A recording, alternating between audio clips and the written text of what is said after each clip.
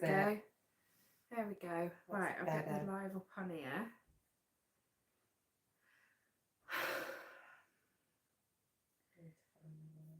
I know, that's what I'm doing now. We are live. Mine will be a little bit delayed with my comments.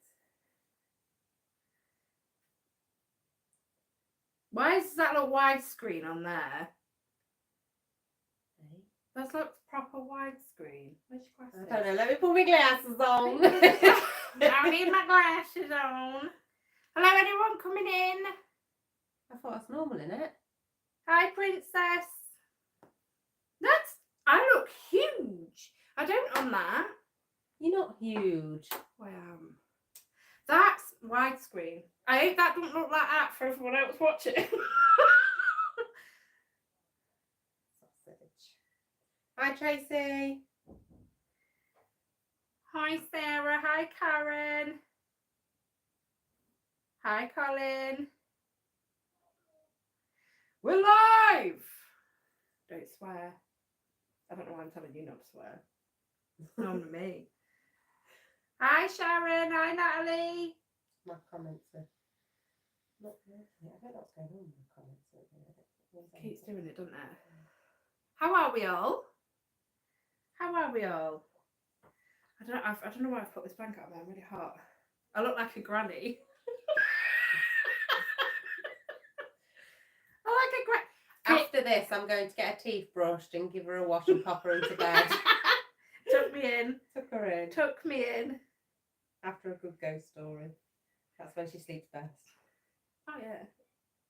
Give me a ghost story and I'll sleep for a week. It's got to be a good one, though. How are we all? Don't forget to hit like or dislike. I don't care which one. Really couldn't care. It all pushes me out into the algorithm. Hi, Tracy. Hi, Simon. Hi, guys.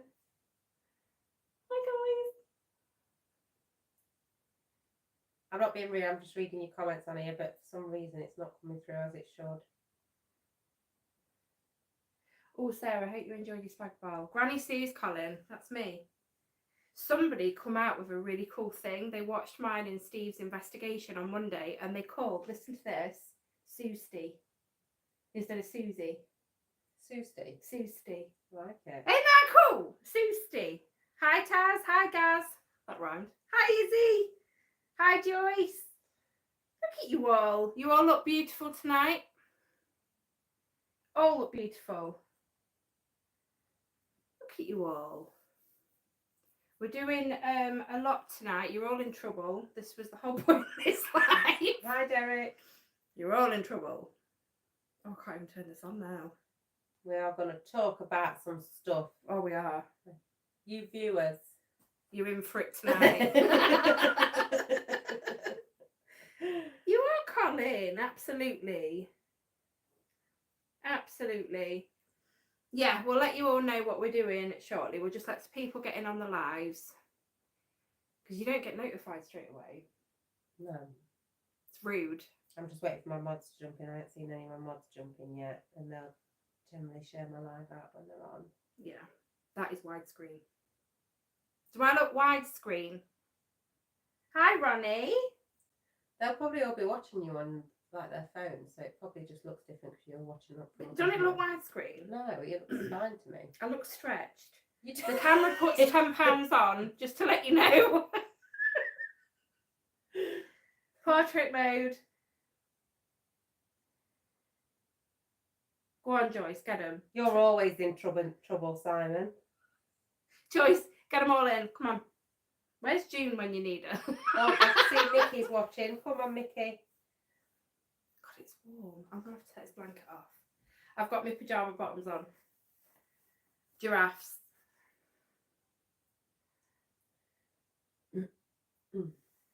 I can see why you said no Udi now. It's warm, isn't it? Yeah, it is warm. Is it always hot in here? It's because I'm in here. How's everybody's Tuesday been? I hope everybody's well. Hi there. Hey, hey, Mickey.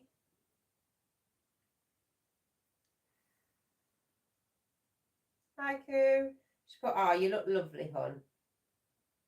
Ah, who says that? Coo. Thank you, Coo. Coo, Coo. I don't know why I said that. It just rhymes. Coo, Hi, Stephanie. I'll have to make a t-shirt with spells for spooky backwards. So it appears normal on screen. Oh. Oh, it's because I'm filming from my front camera and not the camera behind. So everything will be flipped. I think, does this come out right for you guys? Because I'm sure YouTube flips it. Flip to flop. I don't know what that was. Flippity flop. Flippity flop. Oh, I bet you are, Princess. Work. Adult life sucks. Big time. If you could pop in the comments at highlight for me, please. It's the wrong way My lovely round. viewers. The Queen of Spookies live. Get your butts in here now and tell your friends and click the like. Joyce. We're pinning that. Tell him, Joyce. Yeah. Oh, what have I done now? I can't read anything. Coo says everyone says that. What, cute? Yeah. It's cute. I like it. It's flipped. It's back to front now. Well, you know what it says. It's fine. It's fine. I thought they flipped it. No, I don't know. Karen's scared. Look, I hit the like, Joyce. Joyce is on full force. Yeah, I've had a good day, Natalie. Thank you. Just busy. It will be backwards, Simon, because I'm filming from the front of my phone and not the back of it. So yeah, it'll look backwards. Why don't they flip it? I don't know. Because when you record from the front, it flips everything round, doesn't it? So I know. But you're right, love. But you'd think that, I'm sure YouTube went through a phase of flipping it. I don't know. Hi, Leanne. They probably didn't. Hey, trash bag. Hi, Gizmo. Hi, Derek. Look at you all in here. And my kids. I thought you got a bloody cow in the house. Yeah. Hi, guys. Oh, my kids do make some weird noises, I tell you. Hi, Pat. I'm going to sit back and put this on my knee, I think. That's better. I can relax now. Can I tell you what happened to me? I've been dying to tell you. Can we go? Can I go? I can't see. Oh, God. Put your bloody glasses Let me on. put my glasses on. Oh, look, it's a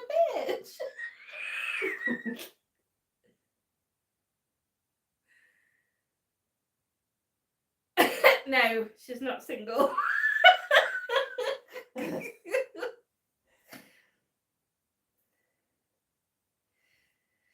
Right, so can I finally tell you? Yeah, Sharon's got an announcement. I've got an announcement. You tell us. You look at it sound like I'm going to say. I know. It's It's nothing not, like that. No. So, hi Diane. So, something weird's been happening since last night. So, I went to bed last night. Now, roll back. In March, I lost an old friend of mine. Hi, Nikki. And obviously we've had a funeral. We've gone through all that process, and then out of nowhere. Now, bear in mind, her funeral was last month. Out of nowhere, last night I went to bed, fell asleep. Now, roll back a couple of weeks ago. I voice messaged you, didn't I? Mm-hmm. And I was laid on my bed. My daughter was at school. Hubby was at work, so I was the only one in the house.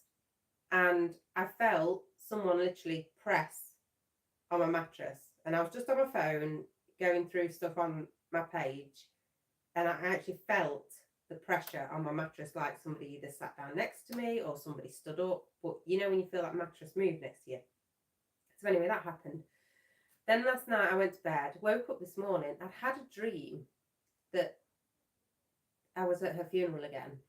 But this time, I walked down this street for what I thought was the funeral, and it was packed. And when I say packed, I mean there was queues and queues and queues and queues, like as though it was like some sort of a you know, like a royal family funeral or something like that. I don't know this story, by the way. Yeah, I've not told Susie because I want to get her genuine reaction to it. And the people that were in this queue were not people that was on the earth plane. They were people that had already crossed over. Okay. And then I thought it was so strange because I can remember comforting a husband like I did at the funeral, you know, giving him my condolences, giving him a hug. And exactly the same thing happened in my dream. And I woke up and I'm like, that is so bizarre. Why would I be dreaming of her funeral again when it's all already happened, but yet it's being played out totally different to what actually happened on the day. So then today, I goes to the corner shop, gets a drink, so I'm on my way to the gym, and I just gets in the car and I'm with my friend, and I'm like, oh, would you look at that? There's a white feather on the car that's parked in front of me, and it was on the back window. Yeah. That how does a feather just stay there on a back window when it goes vertically down? It don't make sense to me. Now I believe in feathers. When a feather appears, a loved one is near. And then today, I can't show you because I've not taken a screenshot from my phone. On my phone, a notification popped up when I'd finished at the gym. I'd gone to Tesco to go get tonight's tea in, and a notification popped up, and it said, leaving audio, and then it said her name. What? Yeah, leaving audio, then it said her name, and then it said the address of where I was at. On my phone. It had her name on it. I've taken a screenshot of it. To show you. Goosebumps. You'll be able to show me after the live. That's weird. It had her name on leaving audio, and then her name. Oh. Explain that to me. I can't. That's really weird. Hi, Max! Oh, that come out really weird. Hi, Max! It was the Hi, Sasha! most bizarre thing. Obviously, I wouldn't, even if I had the screenshot on this phone, I wouldn't be able to show you guys because it's got her full name on it. Yeah. Because it actually had her first name and her surname on it, so I know exactly who it was referring to. Yeah. And it was put in my reminders. Leaving. Can anyone explain audio. that? Like, can anyone explain a rational explanation about it? Joyce said that sounds like a beautiful goodbye. Oh. So I went home and I did my cards. And nothing much came up on my cards. It was more to do with work. So I did both my tarot and my angel cards. It just basically told me that I was on the right path, that I was doing well. Yeah, it was just weird. So now I feel like I need to go and have a reading with somebody, but I want somebody legit. Yeah, Sean asked me when she got here if I knew anyone, and I don't. And I would only, like I said to you, put you through to someone that I trusted. Yeah. But I don't know anybody that does. Yeah. And I don't want to go off what other people say because I would rather pass you on to someone that I've seen. Yeah, you've had your personal experience. Oh, I have got one actually that I did have a reading. She picked up on the boy, didn't she? Oh, yeah. Oh, she's on my Facebook. Yeah, I'll give you her information. Why? What Sasha don't love eggs are vibrating again, Susie. What else was I going to say? So yeah, it was just so weird. What was the audio? It wasn't actually an audio, Simon. It was just a notification that was left in my reminders, even though nothing has ever been put in my reminders for my friend. And all it said was leaving audio and then her full name. It is really weird. Yeah. Sorry. Sasha's just made me laugh. Behave! Hi, Christine. Nikki said it was definitely somebody trying to connect with you today, and that's my friend that was with me. I think it sounds like that. I do. Pat says trying to tell you something. Koo says, oh wow. I am in. It happens, absolutely. Tina says, wow, that's strange. Sam says, oh, that's good. I've already answered that. Colin, I've always lost control. Nikki says it's true. Leanne says, wow.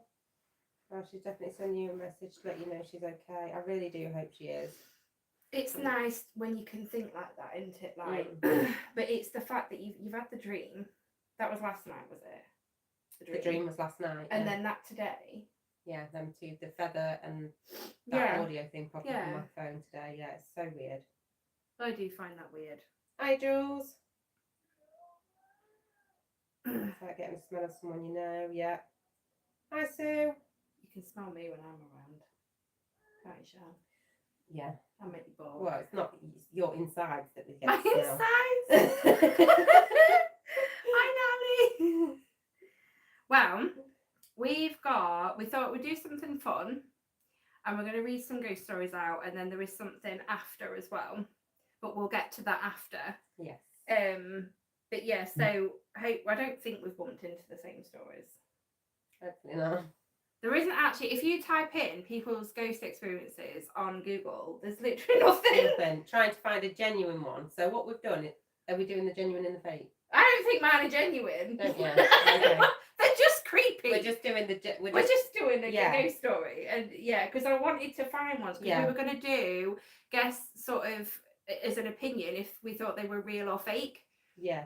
But I don't think we can do that with the ones I found. Well, I read you one out that I definitely can't. I don't want to read out because it's not even a ghost story. It's more of a horror story. Yeah. I was like, what the hell? But yeah, that's what we're going to do. Just quickly, Simon said maybe there's an explanation in regards to technology because technology goes nuts sometimes, but definitely weird. I agree. Technology does have a weird thing, but it's just very bizarre how it's come up with her full name. Yeah.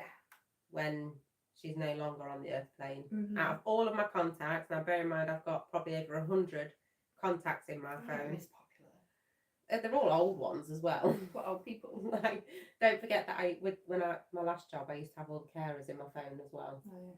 So it's so like you're not that loads. popular. So I'm not that popular. That makes me feel better. I probably only use about 4 of them contacts. We got no friends. Susie's one of them that I use. My mum, my husband and my daughter. That's it. Yeah. Just important people. Hi, Claire. Yeah, so do you want to go first or do you want me to go first? Oh, who's ready for a good ghost story? I'm red hot. Do you want me to open your living room door a little bit? Will that help? Tell you what, What's open the the matter? window. Let's open the window. Let's open the window, spooklets. I was just going to say it's bloody cold. One at top or side? At the side. Whack it open. You watch there be no air. Do you want me to, I shall leave that just a little bit open to let the air in. Get some air. Come on, get me some wind. Fan me. I've got some grapes in the kitchen. I know do that. Okay, actually, let me go on the other one. Hi, Sarah. I think you've sent them to my house instead, Tina. Which one is me? Is that what I've sent you? No, Tina. Right. I'll read the first one. So we're going to take it in turns. Shall I read that one? Yeah, I mean... It's not a ghost story, but it really creeped me out. So I'll read this one, but because it's so short, I'll move on to that one. Yeah. Because the proper ghost story. Yeah. But I wasn't going to read this one out because it's not really a ghost story, but just listen, it's really creepy. I'll do it in my creepiest talking voice. Mummy told me never to go in the basement, but I wanted to see what was making that noise. It kind of sounded like a puppy, and I wanted to see the puppy. So I opened the basement door and I tiptoed down a bit. I didn't see a puppy, and then Mummy yanked me out of the basement and yelled at me. Mummy had never yelled at me before, and it made me feel sad, and I cried. Then Mummy told me never to go into the basement again, and she gave me a cookie. I want a cookie now. That made me feel better. So I didn't ask her why the boy in the basement was making noises like a puppy or why he had no hands or feet. It's not a ghost story, but it really creeped me out. Yeah. It's really creepy. It is creepy. Anyway, ghost story. When my daughter was 2, I found her twirling paper towel tubes tied with twine in the air. I asked her what she was doing. She said she was practicing her nunchucks. I was very confused as she'd have no way of knowing what they were. I asked her what she meant, and she said that Adam had told her how to make them and showed her each night how to use them. She went on to say that Adam told her to practice because she may need to know how to defend herself someday. I almost freaked out, but asked her what Adam looked like. She said he was tall, blonde, and had blue eyes. She said, Mummy, you know how he looks. You know him. He died of a headache. I had to leave the room. You see, 4 months before she was born, my tall, blonde, blue-eyed martial arts pro friend had died of a brain aneurysm at the age of 27. She's not spoken of him since that day, so I'm not sure if I scared her with the reaction or she had completed her lessons. That's creepy. Isn't that creepy? Fake or genuine? I think that sounds quite genuine. I think that sounds quite genuine. I do. What do you reckon, guys? Fake or genuine? Hi, Cheryl. I'm so sorry. Hi, Debbie. I can see your little name up there. It's going up the list. Oh, they're not jodhpurs, Mickey. They're gym trousers. No, never Google anything Sasha says. Never.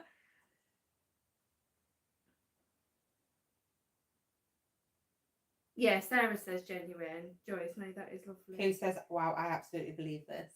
I think I believe this. Yeah, that people are saying genuine. I think it just sounds...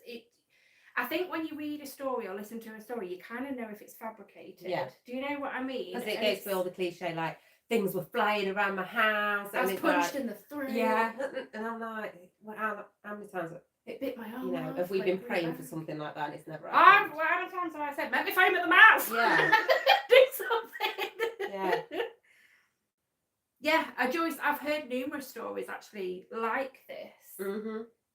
I've done it. I did it with my granddad. Yeah. I'd never met my granddad, and that's how it all started for me. It is on the channel, my story. My sister's done it before. My mum had put her to bed one night. This was obviously before I was born. Oh my god, it's because the window. Yeah, it just dawned on me.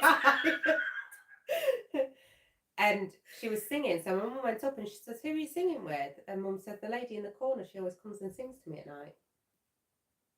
And then she described it to my mum, and then Mum knew exactly who it was. Then it was one of our family members. I can't remember exactly who, but yeah, it was part of our family somewhere on the lines. One of the ladies.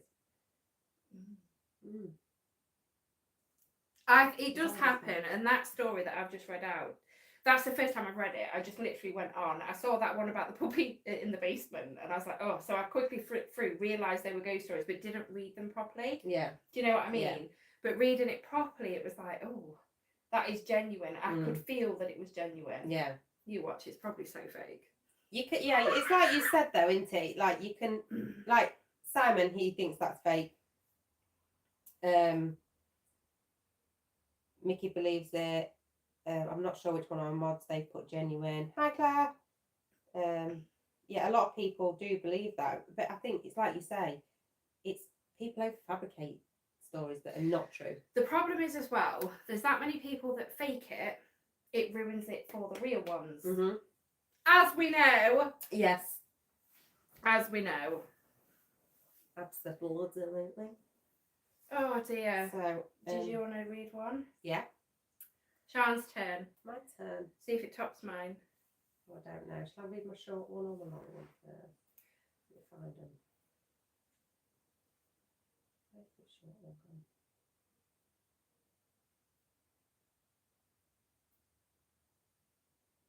So this one, I don't believe is true at all because it's like what you said, overfabricated. However, it did send chills up my spine. Yeah, but this is what this is about. Yeah. This is what this is about. We want a good... However, we'll see what you guys think. It could be, I don't know.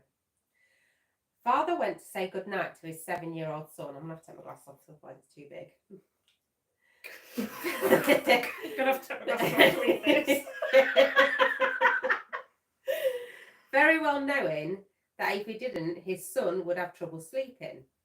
It was a nightly routine between them both. He entered the dimly lit room where his son waited under his blanket.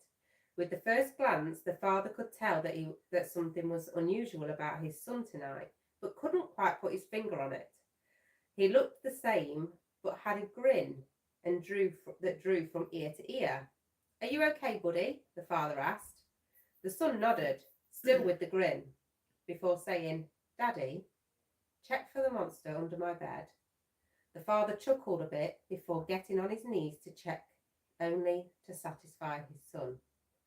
Under the bed, pale and afraid, was his son, his real son.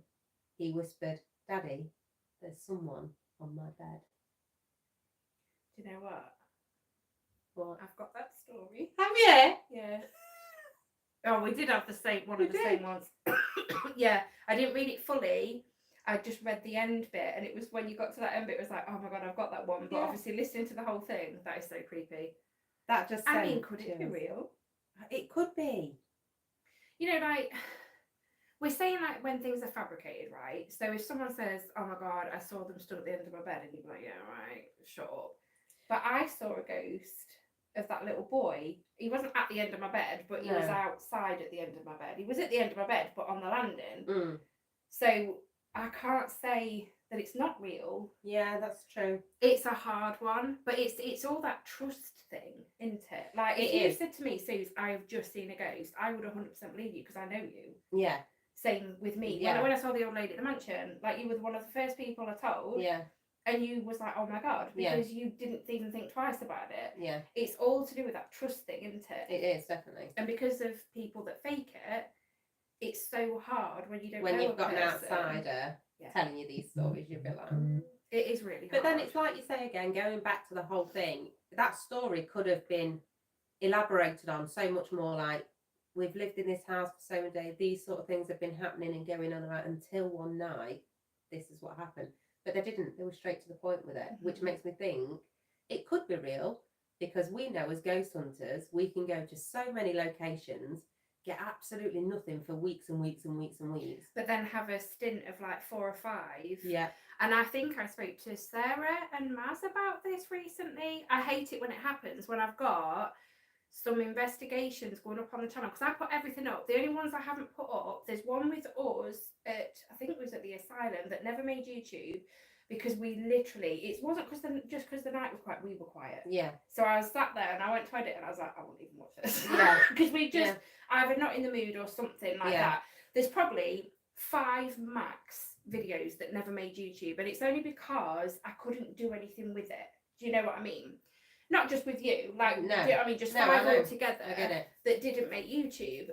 But yeah, sometimes when you have a stint where you think, my God, what is going on in the world? Like, and this is the hard thing when, like, for me as a live streamer, because my viewers have to see all that, whether, you know, I don't get to go, I can cut the quiet bits out. Yeah. You can't. I can't. And if it's a whole night of being quiet and us, you know, like you say, some nights we will go out, but we're going out to get the video and the content, but deep down our head's not 100% maybe in in it. that day. No, we do bounce off each other at helps, Yeah, but we if do. we're both low, it doesn't happen as much. No. So yeah, I know it is hard. Hi, Steve.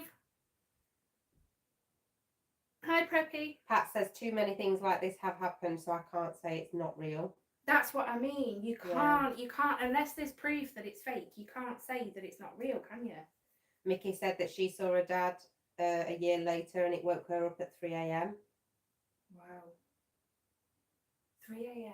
I did a video about 3 a.m. once. Ah, Claire says, I believe more now from your lives that spirit exists more from the screenshots. Oh. Hi, Betty.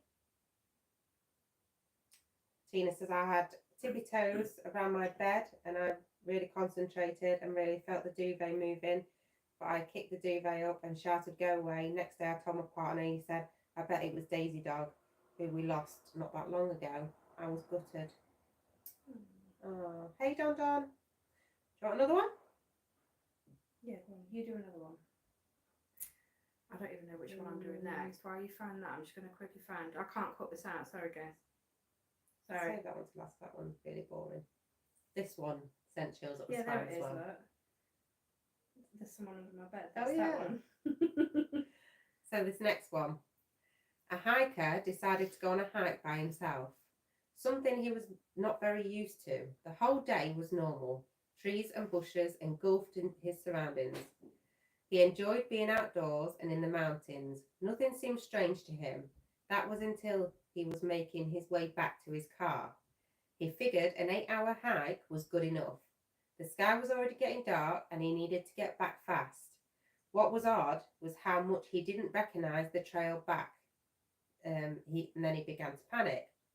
Night had suddenly taken over, and all he had was a flashlight and no clue on how to get back. He knew it was already too late and too dangerous to keep going. Though, what's that say? Perilous. It's alright. I do it all the time. What is it? I can't say. Phenomenal. Through the perilous forest. What is it? Phenomenal. That's it, isn't it? Phenomenal. Or is it phenomenal? Probably both. He began to worry that he wouldn't have no shelter for the night, when almost luckily enough he stumbled across a broken down cabin. It was dark and seemed like no one had visited it for years, but he knew it was the only place where he could rest until daylight, especially since his flashlight was running out of battery. He knocked on the door a few times, but no one answered, so he let himself in, and strangely enough, a perfect bed fitted for one person awaited him in the centre. He knew that if the owner came back, he could explain himself. He was sure that the owner wouldn't mind, or was even probably unalived. So he went ahead and got himself comfortable in bed. As he tried to sleep, he couldn't ignore the collection of paintings around the room, portraits of strange-looking people all peering at him, each wearing a smile that sent chills up his spine. Not too long after the exhaustion from the hike got the best of him, he was able to ignore the faces and go to sleep. The next morning, he got up early and was shocked to see that there were no paintings around the room, but windows. No. That's creepy. Fake, though. Sorry, I totally agree. I call this that is what one. I mean about fabrication. Like, he's gone too much detail as to where he got to with that. Yeah. That is creepy, though. That is creepy. I like it. It's fun. Everyone's taking the mic because I can't say phenomenal. Thanks, Don. Phenomenally. Phenomenal. I can't say, I'll say it slowly, alphabetical. I can't say that quick either. Normally. Alphabetical. I can't say it. Alphabetical. Well, I Which can. words do I really struggle with?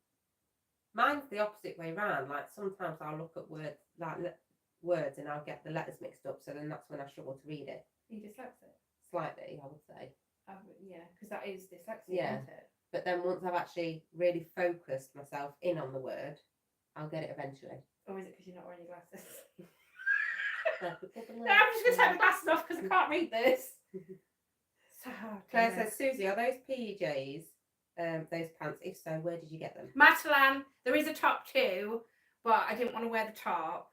I felt better in this. Plus promoting, even though you're on Fortsbury YouTube channel, I don't really need to promote myself, do I? That was really silly. Oh well. Ah, Jamie's on. Hi, Jamie. You're Jamie. Yeah. Hi, Jamie. Gaming bunny. Oh, wow, Betty. Everyone, stop taking the mick out of Queen Spooklet over here. Stop it, Spooklets. Specifically. But yeah, that is a hard one. Sarah struggles with specifically. Yeah, that is. It's quite a one. tongue. You've got to have your mouth placing right, haven't you? In your tongue. Stop it.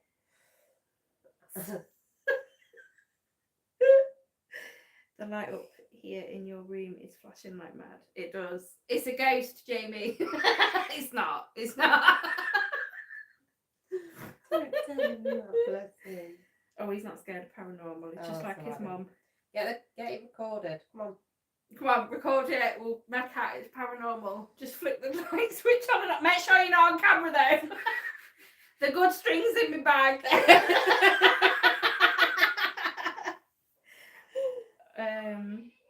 I do, princess. I do still have my bracelet. Oh, thank you. Don said my head went somewhere else with that. What was the mouth placement? Sean knows how to place the mouth right. Stop it! Sean being rude with mouth placement. Colin as well. My days, you've all got filthy minds. Pure filth. Right, do you want me to go? Are you ready? Are we ready? I don't know what this one's like, so please go because I haven't read it. When my sister Betsy and I were kids, our family lived for a while in a charming old farmhouse. We loved exploring its dusty corners and climbing the apple tree in the backyard. But our favourite thing was the ghost. We called her Mother because she seemed so kind and nurturing. Some mornings, Betsy and I would wake up, and on each of our nightstands, we'd find a cup that hadn't been there the night before. Mother had left them there. Worried that we'd get thirsty during the night, she just wanted to take care of us. Among the home's original furnishings was an antique wooden chair which we kept against the back wall of the living room.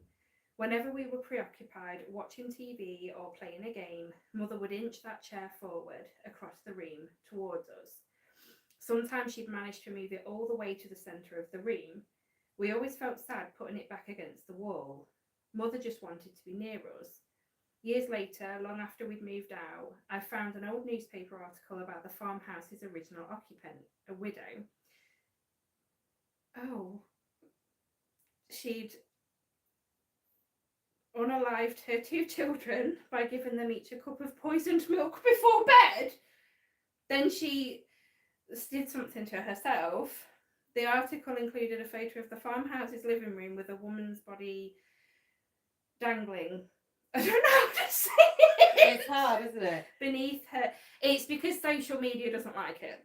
Beneath her, knocked over, was that old wooden chair placed exactly in the centre of the room. Well, that took a dark turn. That was a really good story. That was a really good story. Oh, that was creepy. Yeah, someone said on one of my paranormal chat videos. I'm stopping them, by the way. I saw you. Yeah, it's hurting my channel. So what's the point in working harder and my channel going backwards? Are you farting in them? No, that's your maybe problem. I need That's to your fart. problem. I need to fart at an interval. Fart break.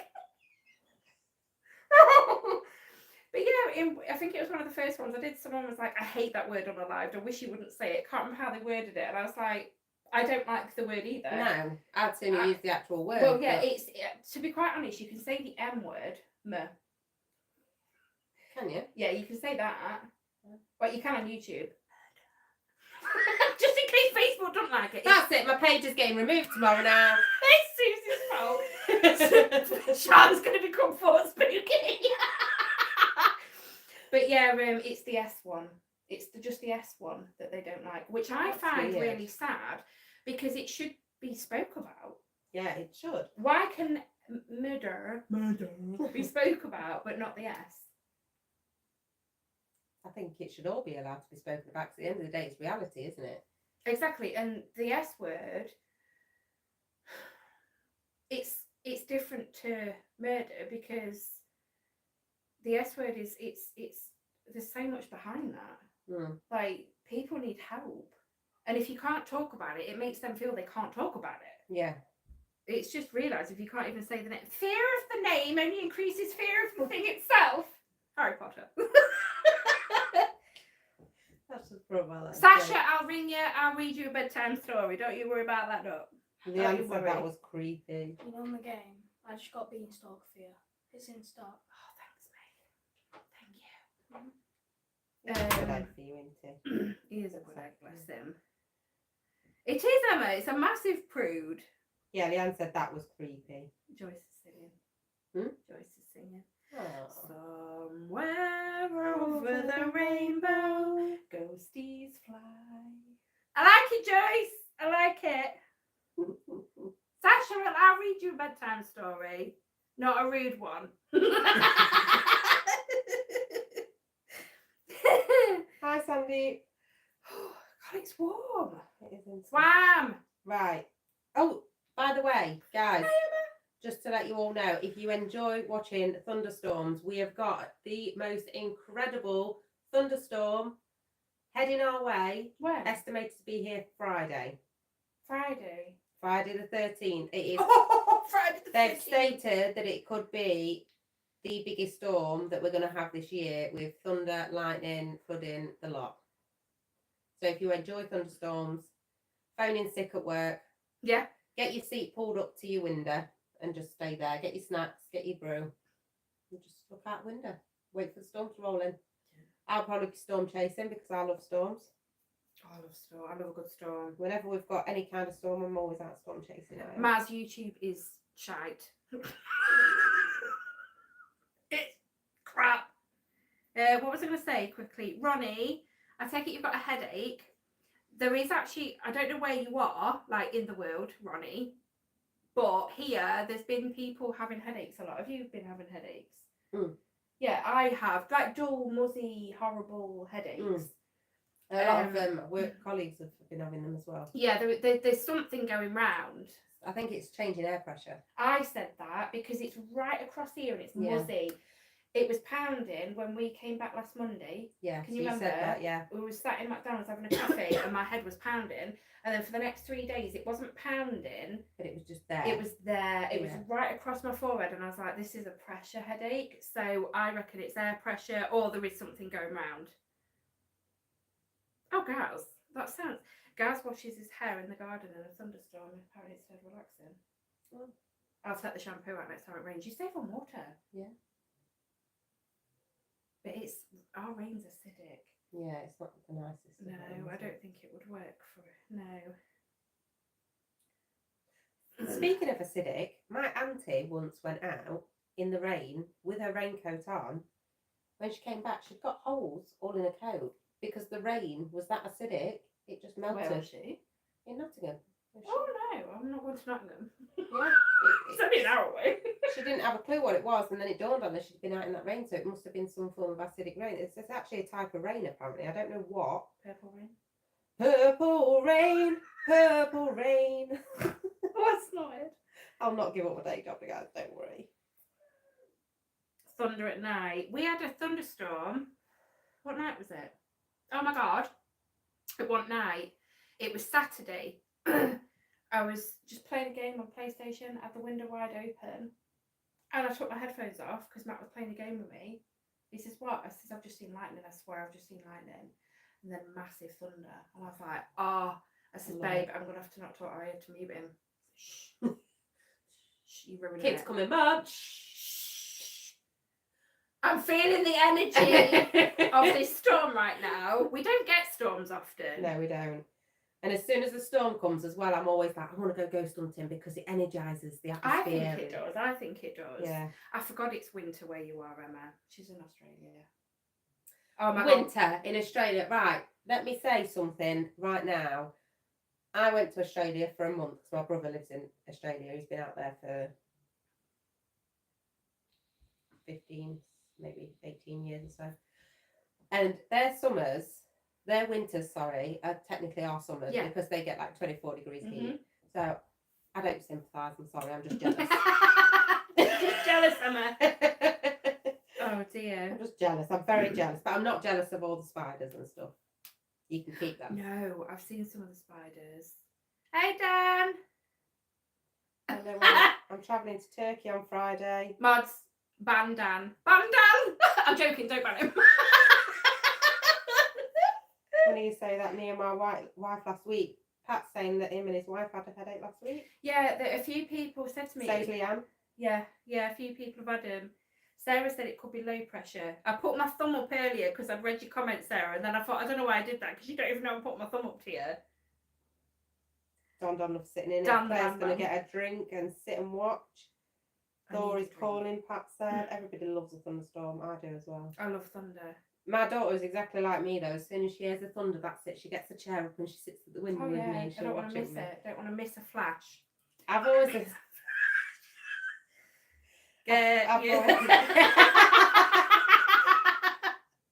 I've always tried to make it an enjoyable experience for Paige, so she'll never be scared of it. The only thing I don't like is being out in it.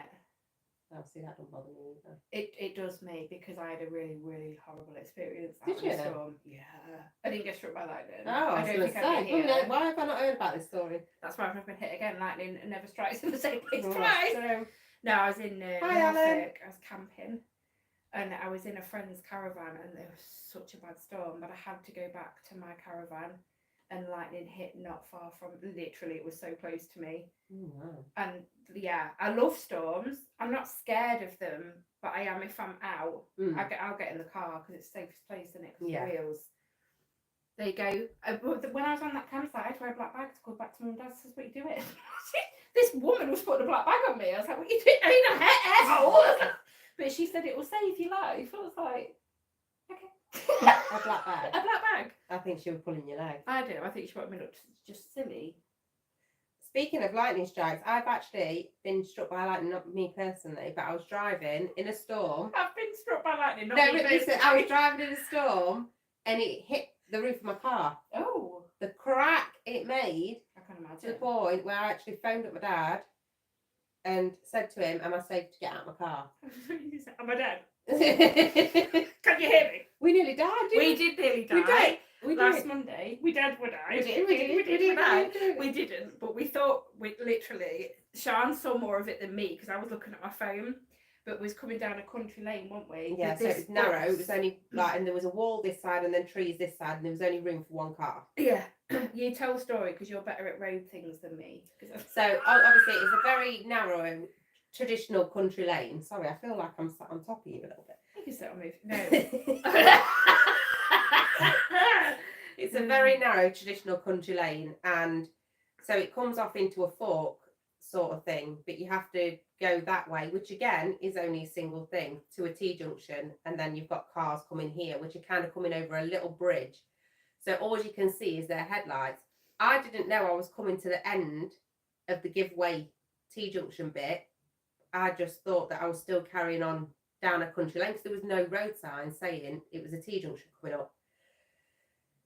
So as we're getting there, we're literally just getting to the thing. This bus comes tunneling it. All I see is these headlights, and it looks like it's directly aiming for our car. And I just went like that. Susie looks up. You just go like take gas, don't you? And then it just drove straight past us, and we were like, it absolutely petrified me to the point where I had to just put my handbrake on at the junction, didn't I? And just take my feet off and the then pedals. we thought we were dead. Then we was driving around going, what if we're actually dead and we don't know that we're dead and we're literally just driving around and like probably going home. We could be dead now. Yeah. I don't know. I've said that though. We're out like doing a paranormal investigation. We could be the ones that are dead. Mm. And we're trying to contact the living. Yeah. The others. Yeah. The others. We think technology is advancing, but it's not. It's just we're in the spirit realm, and this is how you communicate with people. Yeah. Who knows? But that's why you're so spicy. Oh God. What else has happened? What else do we talk? Can we talk a bit about our equipment That we don't use. The equipment we don't use. This is something that me and Sean. I did a paranormal journey video as one of my chats, my Thursday chats, not long ago. But because everything happens behind the scenes, you just see the investigations, you don't see the chit chats and why we, you might sit there and think, why don't they use that bit of equipment anymore? We don't actually talk about it, we just don't use it anymore. Mm. I mean, we both used to use the apps. I mean, I laugh at them now. And I do. I'm not saying that I 100% believed in them, but I did think, God, they do come out with some relevant things sometimes. Yeah. But obviously that's one that we come away from because for me, if you ask for their name, the last time, right, Steve put it on for a laugh. Mm. I think that was the last time we used it. Just for a laugh, put it on. I said, go on, stick it on. I says, right, you can speak through that. There are words coming through and apparently that's you, so let me know your name. 11th word. I was like, no. Too late, it was Doris. I was like, too late, Doris, too late. Yeah. And so if it can, it should be able to answer you straight away. So for me, it's not. Yeah. It's not. So I feel like, especially with the big teams on like YouTube and stuff, that we followed in their footsteps. We followed in their footsteps, but a lot of them still use them equipments now. And what you're seeing is they'll ask the question and they could be behind the scenes waiting easily a good 10-20 minutes, then finally it comes through, but how they're very clever at then editing out and putting that to the end of the answer so it looks like they've got a straight answer. Does that make sense? Now don't get me wrong, I'm not naming and shaming them because a lot of these teams I still watch, not for Yeah. the paranormal side of it, but mainly because You I love like the content that I they like bring. the content that they bring, and I like them as people. Yeah. And I think they're funny, and I think generally that they gel well together. Yeah. I tend to only watch ones on YouTube now. But this is what I was on about on my paranormal journey video. When I started, I was like, well, they use this, so I must use this. Yes. I hear a noise, and it was like, hang on, they run away from that, so it must be bad. So I'd run away from it. Yeah. But then I remember walking up and finding and debunking something. I'll never take these videos down because it's a journey. Yeah. I'll never take them down. Honestly, go watch some of my first. No, don't. You can have a right laugh. EMF's like redlining. It's my phone. I'm like, oh my god, I'm gonna be a millionaire. That's paranormal evidence right there. And that's why we changed our EMF, because Yeah. we got a different EMF to what everybody else was using, because it wasn't like with those ones, they literally will flash up at anything. When you do your research into the equipment, they will trigger on pretty much the minutest of things. You see, I'm not very flip up to the next technical one. as well. So we switched ours Yeah. so that it would only alert us, because the one that we've got, if it genuinely a big change in electromagnetic field. However, I still don't use it, because do I fully believe that it's paranormal? No. You see, my video that went up on Monday, if you haven't watched it, where have you been? Me and Steve, it's Susie. Me and Steve were in Sherwood Forest. Now, he stood an EMF up, REM pod, EMF, just in a line, right, in this walkway, right at the Great Oak, the Grand Oak, whatever it's called. The Oak, Robin Hood's hideout thing. I can't remember what we was asking or whatever. I think I asked it to go near one of the pieces of equipment. Well, with that, the EMF fell over, and I was like, But then the REM pod went wild, and then the other EMF fell over. Yeah. Right? So I was like, okay, that is a sequence, and that's weird. But Steve stood him back up again. The wind got really strong, because we didn't really have any wind when it fell over, but then the wind got strong. They didn't even fall. So I was like, Still can't say it's paranormal, but it's the sequence, and I am pointing towards it. But the EMFs were going off in Sherwood Forest. And I think I said a couple of times in the video, if anyone knows much about these and you could debunk this, then let me know, because my phone was on flight mode. I was putting, because I had boob cam on obviously, and there was one point I put it right up, and I to show everyone, look, my phone's not making it go off. And it was like not going off around me. So, and then I'd hold it, it went off, and I'd follow it. It's like something was walking past me, and I was like, and then it stopped. And it kept doing it. But then we put the EMFs down on the floor, and they didn't go off. So I was like, it must be us. I don't know. I'm not very technical. That's why I wasn't like excited about that. But the sequence was exciting. Yeah. But on Steve's video, when the second one falls, before it falls, the EMF goes off. But you can't see it on my footage. So you need to watch Steve's footage of Sherwood Forest if you're interested. Because when the second one falls, it literally goes up to the next dot before it even. And someone commented on my video and said, if you look at the second one, I still need to go look.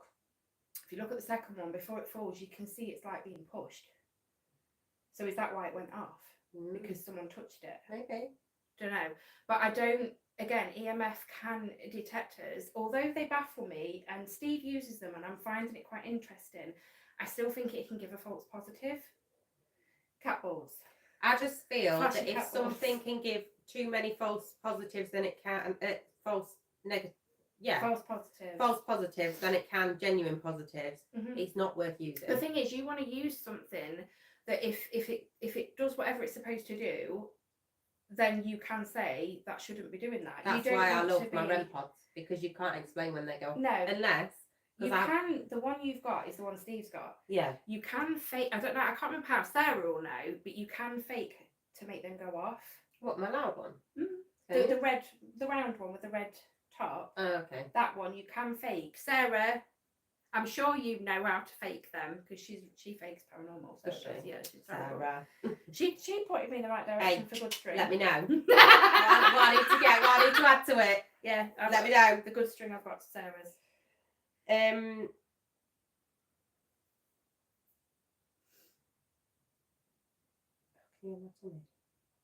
Say Steve one more time. Steve! Oh, Stephen.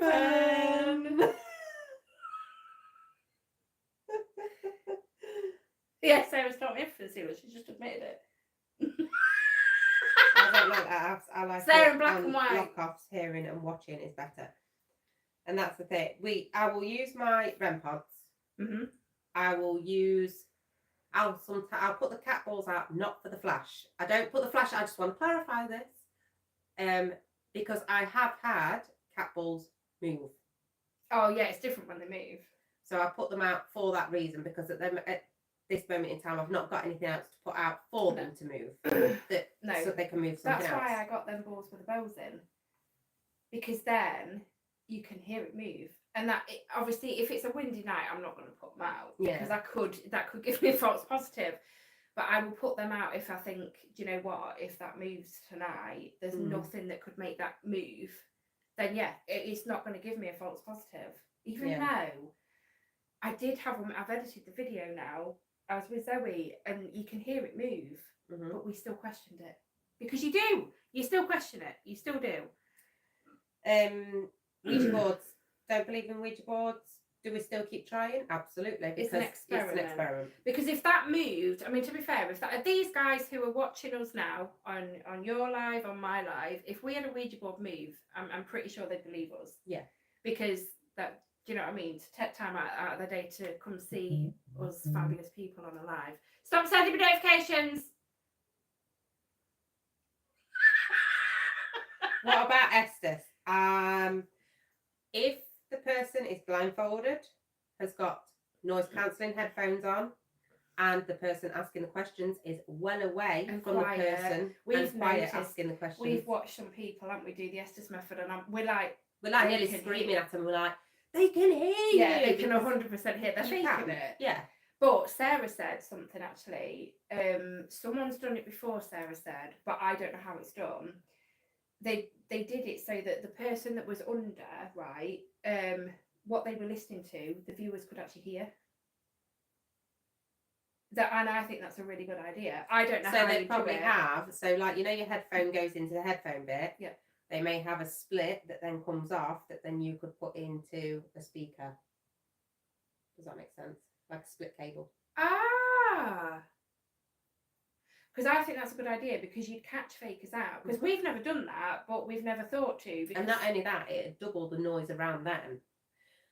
But yeah, so they really wouldn't hear you. Yeah. Because although it's very little what you can hear, if you're close to each other and we're talking like we are now, you can get clips of what they're saying. Does that make sense? Yeah. So that's why we always make sure we're well stood back. Mm-hmm.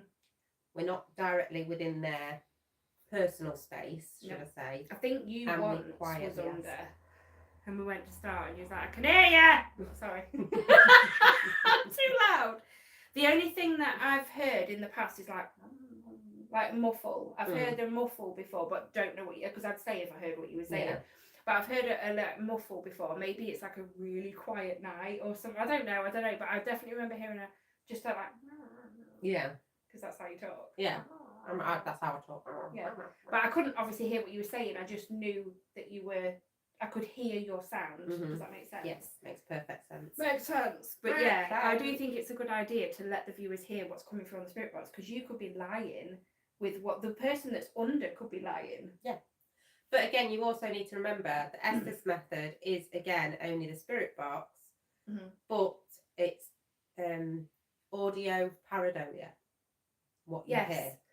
That's why it's not very often I put a spirit box on, or you. But we sometimes like to we feel it. Sometimes we feel it, so we'll put it on.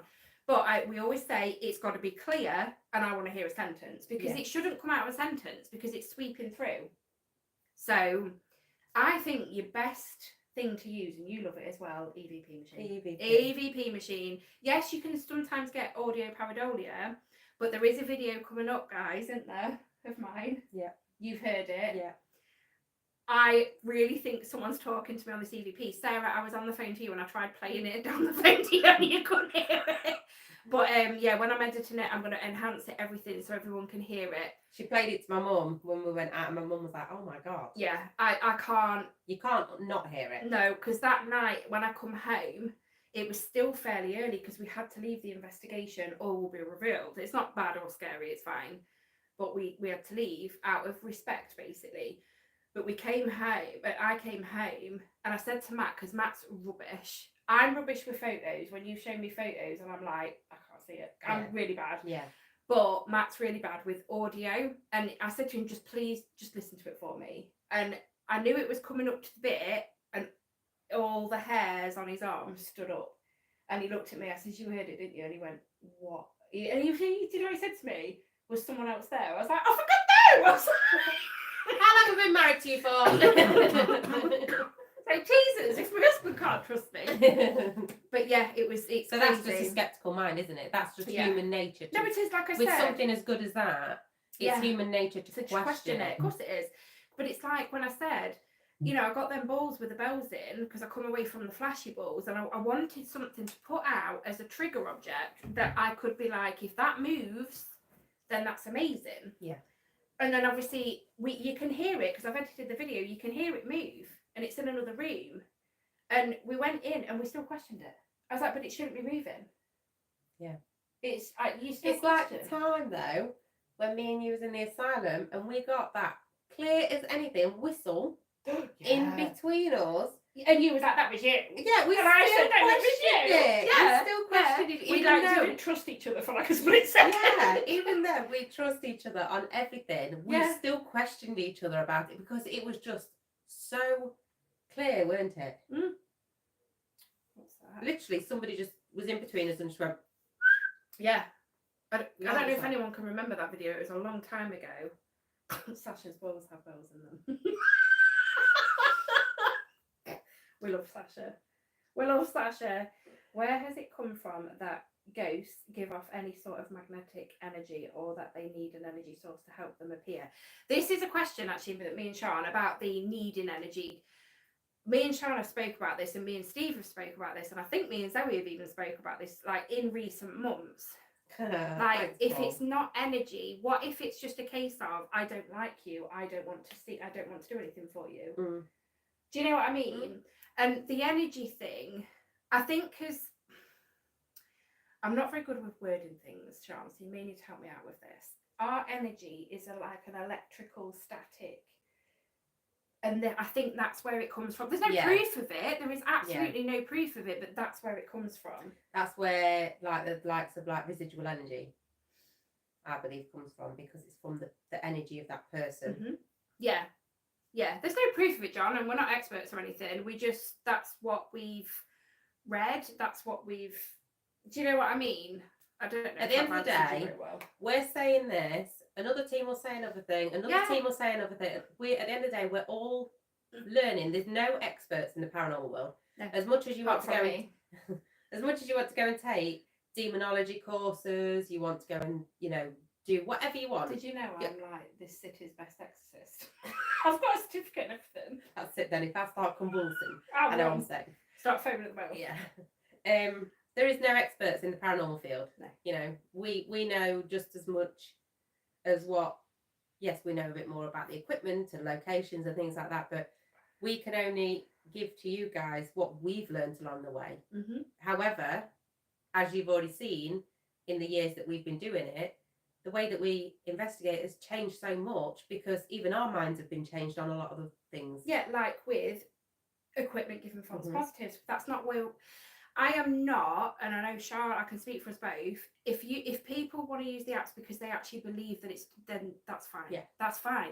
It's just not what we're looking for in an investigation. We believe that it will give false positives because of our experience with. Like I said though, we have had some weird things come out, but is it listening to you? Yeah. Is it this? Is it that? There's so many questions, because these apps, when you download them, you've actually got to give consent and stuff, and it does state where if you actually read into it. for entertainment purposes You only. see, I've never owned an app. Yeah, I've never owned one. it states. It's like my old videos where all the equipment's there. It's all yours, isn't Yeah. it? It was never mine. Yeah. I think all I've ever owned is cat balls and a REM pod. Yeah. That's all I've ever owned. And your Ouija board. Oh, I've got my Ouija board. I don't think I've ever took mine out. It's always been Yeah, yours. you Have have. I? Yeah, we've used Oh, yours. okay. Oh, once. no, I have. Yeah, no, I have. I used yeah. yours a couple of times actually, because we both took our boards to both try and do it, and then we did it where I'd ask the questions, but you put your finger on. And That was it. That was it. Yeah. Nothing's ever happened for us on a Ouija board, though. Not yet. I'm not saying Not it yet. won't happen. No. It might. We'll I keep still trying. think that even when I look at it and I'm that focused and zoned in, and I always go, is it moving? Is it moving? I know. But then I'm not sure if Yeah. it's my head. That's why my I mind say is I not want going this to to fling off the board. Yeah. I want this to move, not shudder, because Yeah. you naturally move. Yeah. Do you know what I Yeah. mean? Because when if you've ever tried the Ouija board, it's not scary. It's not scary. I'm not possessed. I've used it many times and I'm fine. But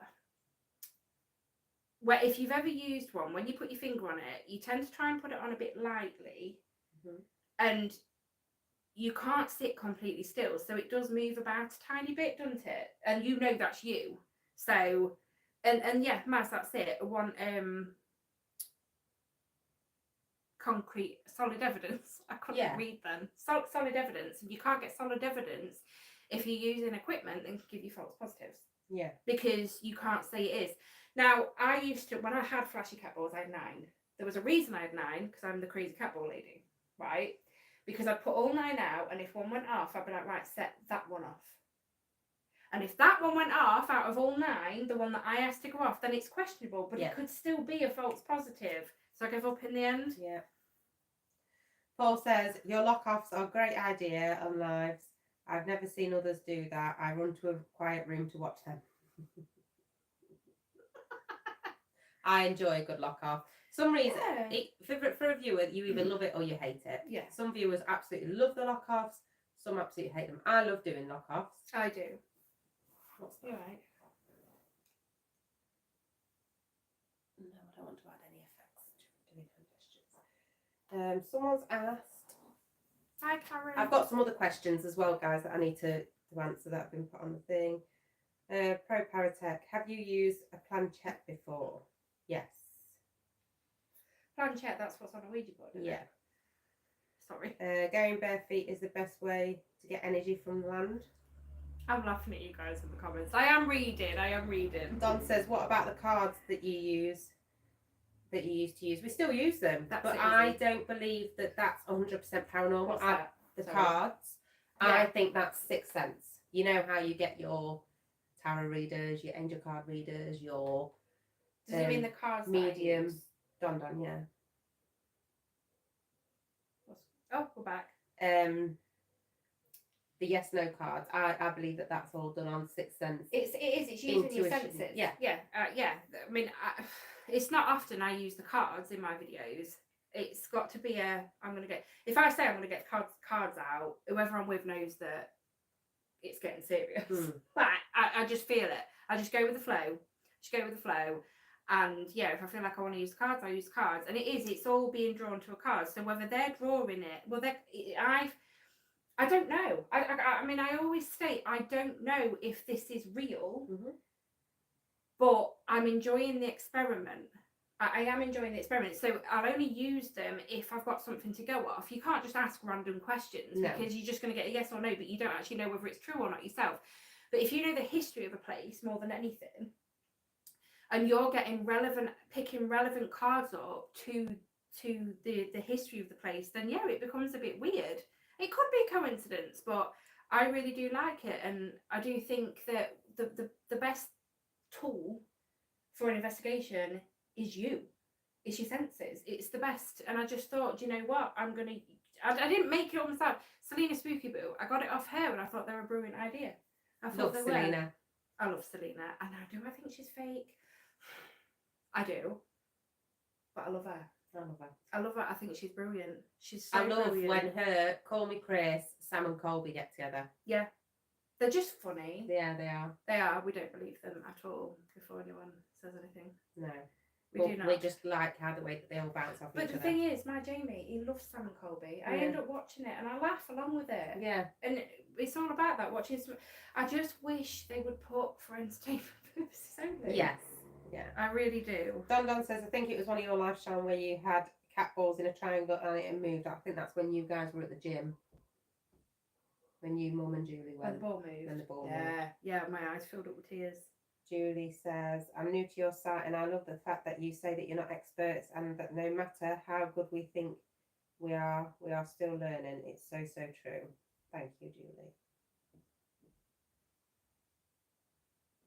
Yeah, that's it. It's all about using experiments that you want to use, isn't it? What you feel comfortable with, what that you think that may work. What time should I go?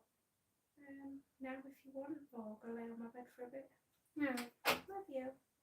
No. Mm. Yes, with the pen in the middle, isn't it? Is What's what you that? mean. They said with the planchette it's used like a Ouija board, but as a writing synthetic to communicate. Oh, I've seen that done before. Yeah. What is it? Where the pen they just let it go and it just draws? Yeah. I don't know. I've never tried it. That's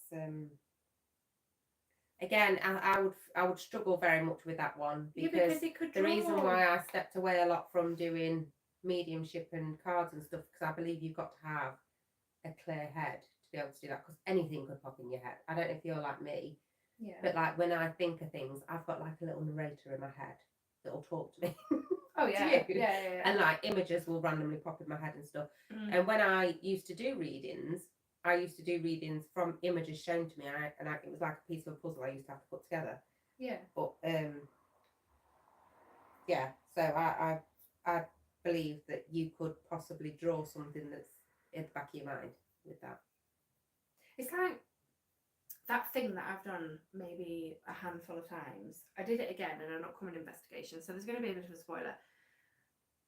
What is it when I see someone that if they just pop into my head randomly and I've never seen them before in my life when I'm out on an investigation? What is that? Right. This is going to go to a question, okay, which was I asked my viewers to put some questions up. Uh-huh. And I think it might have been, let me get on the page so I need to find it. It might have been Sarah saying, do you believe in reincarnation? Then, following that question as well, Rachel had said, what's your guys' thoughts if spirits are reincarnated, so with past lives, when a medium contacts a loved one, how come they've not reincarnated and stay in spirit to be connected with?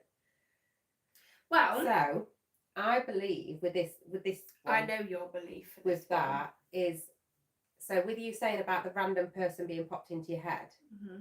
I believe we've all been reincarnated at some point. So whenever you come back in your next life or the life after that, that you still meet and link with the same people that you had some form of relationship, a mother that could then be your child in your new life, or you know, your father who could then be your grandfather in your new life. Because you said to me, didn't you? You said, you know, because this is what gave me goosebumps about the whole thing, right? You know, when you meet someone and you can just instantly click with them and you're like, it's like I've known you for years. Yeah. We've all done it. So is that? Mm. You knew them in a past life. Now, I believe in both. I believe in reincarnation and obviously spirits that are still here, right? Yeah. So what I think, it's all theory, obviously. Yeah. What I think happens is I do believe, you said once, and I believe you on this, well, it's not that I believe you, I agree with you on it, that you have a choice, you could have a choice. Mm-hmm. Or is it that you get reincarnated, but what about residual? The imprint of you stays behind. Yes. Yeah. So each life you've lived, that person that you were in that life, that's the residual that's left each time as an imprint on the earth. Yeah. Makes sense. That's only just come to me. Yeah. Because I was thinking earlier when you said about that one, you know, when you first came here, and I was thinking back to what you was on about, that I agreed with you that you could have a choice, but that's just coming to my head like, what if? But it's all when I'm on an, I've only done it a handful of times. I did it. I was with Steve again. Spoiler. I was with Steve, and I was stood there, and I said, "A lady's just come down those stairs," and Steve just looked at me. I was like, "Just listen." I said, "She's just come down the stairs." I described her down to a T. He said, "What, you've just seen her?" I said, "No, in my head." I said, "I've never seen this woman in my life," and I just question it so much. Why has she popped up? I've never seen her. Is it because I'm seeing something that was in that house once? Because why your brain shows you faces that you recognise, not people that you don't recognise. So what? Why? And it's only happened a handful of times. I am not a medium or psychic, and I've said that so many times in the video. But I say it out loud in an investigation, just in case something happens that's relevant to what I've seen, because then it will be like, wow. So yeah. So I do believe in reincarnation, and I'm very much like you, but in the sense of I also believe that you get a choice when you either get a choice to come back and be reincarnated straight away, or whether you feel like you need to reflect on a few things, maybe like an unfinished business, like sort of thing. And that's why also I don't know if any of you has picked up on this. If any of you has been for a psychic reading or anything like that, have you ever noticed how they never pick up on your great grandparents?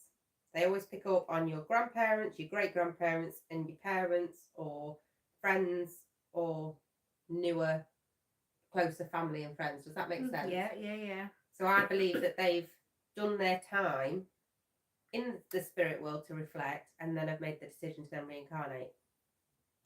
That's my thoughts on it. Maz has put, never think of death as the end. Eternity is a long time. It's the beginning. I think this life is a test. Yes. I reckon. Yeah. But they say that, don't they? When you die, it's the beginning of an adventure. Yeah. And then Gaz put, the choice of going to the light leads to reincarnation. If you choose to be free, the other option is you go back to the dimension you came from. So I've read. This is it. I love reading all these different theories. Some of them, I mean, that's really good, Gaz. Yeah. There's so many theories. It's like the one, even that one that was on about, what if it's not energy they need, it's just that they don't want to speak. They might not like you. You're not everyone's cup of tea. Yeah. They might. We often will meet people in our lifetime and for some reason we'll be like, I'm not sure about the person, or you'll take like an instant dislike to them. And, you know, they'll probably do the same with us. Well, yeah. We might be too loud for them. Yeah, they might be like, they think they're funny. Yeah. We are. We are funny. We are funny. We need our own TV show. We are. But there's so many questions, so many theories, isn't there? And I love them. I love them. So are you on to questions now? Yeah. So what we're going to do, Sean has got some questions that have been put. When we think of questions while we're answering these, and then you guys can ask a question if you want to ask a question. So shoot. So Colin, good old Col. Colin. What famous paranormal case got you into ghost hunting, and how did you and Susie first meet? So, I'll tell you my backstory regarding my family that's kept me in the paranormal. So, my grandmother could always see spirit.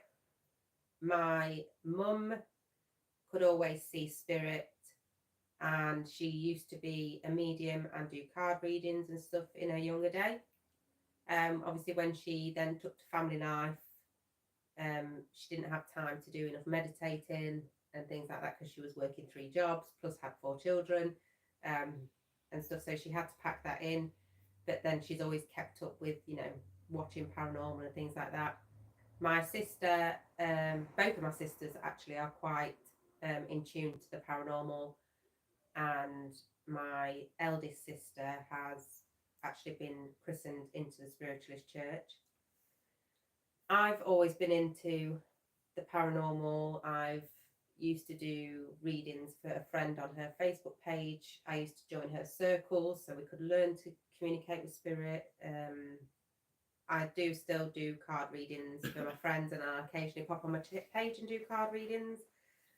But we used to always watch paranormal, anything paranormal. Me and my family was always up for watching it.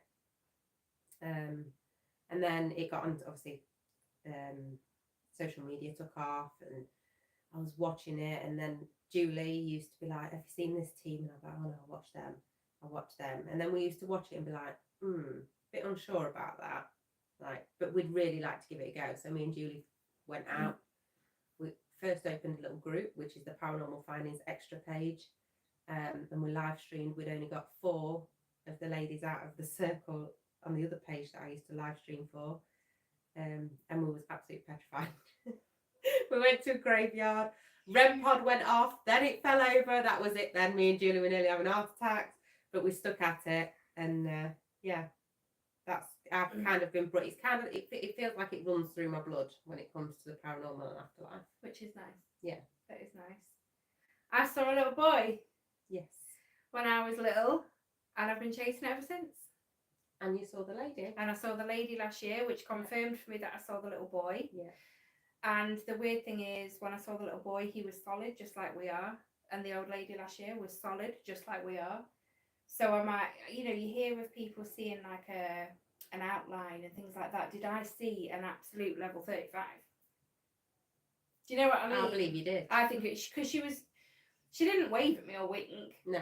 Last year, but she was looking at me. She went after you was there. No, with a bit of digging, Amy, which I don't know. She showed me a condition to do with eyes, and I was like, and that's what she had. I can't remember what it's called. Oh, with the bulging eye. Yeah, and it was the exact look. I think I actually remember you telling me about that. Yeah, so I feel really bad now. I thought she was really mad at me, and she wasn't. She just had a condition, and I feel awful now. But that's my story. Really, I've been chasing it. Why would you not chase it? Exactly. It literally, and the thing once you see it, your you whole mindset and changes. you want more of it, don't you? Of course you do. I mean, I saw that old lady, and I'm more obsessed than I was before, and I was obsessed before.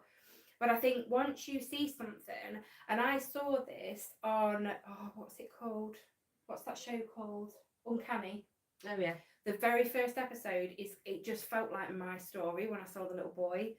And she sat there and she said, once you see that, it changes your whole world. And it does. It changes your whole world. It changes how you look at things, everything. Mm-hmm. And yeah, that's why I'm into the paranormal, because I've seen it and I want to get it. And I want to get it on camera to show everybody, but I want to get it on camera so I can keep looking at it. So it's not just a memory. So you can study it more yourself. Yeah.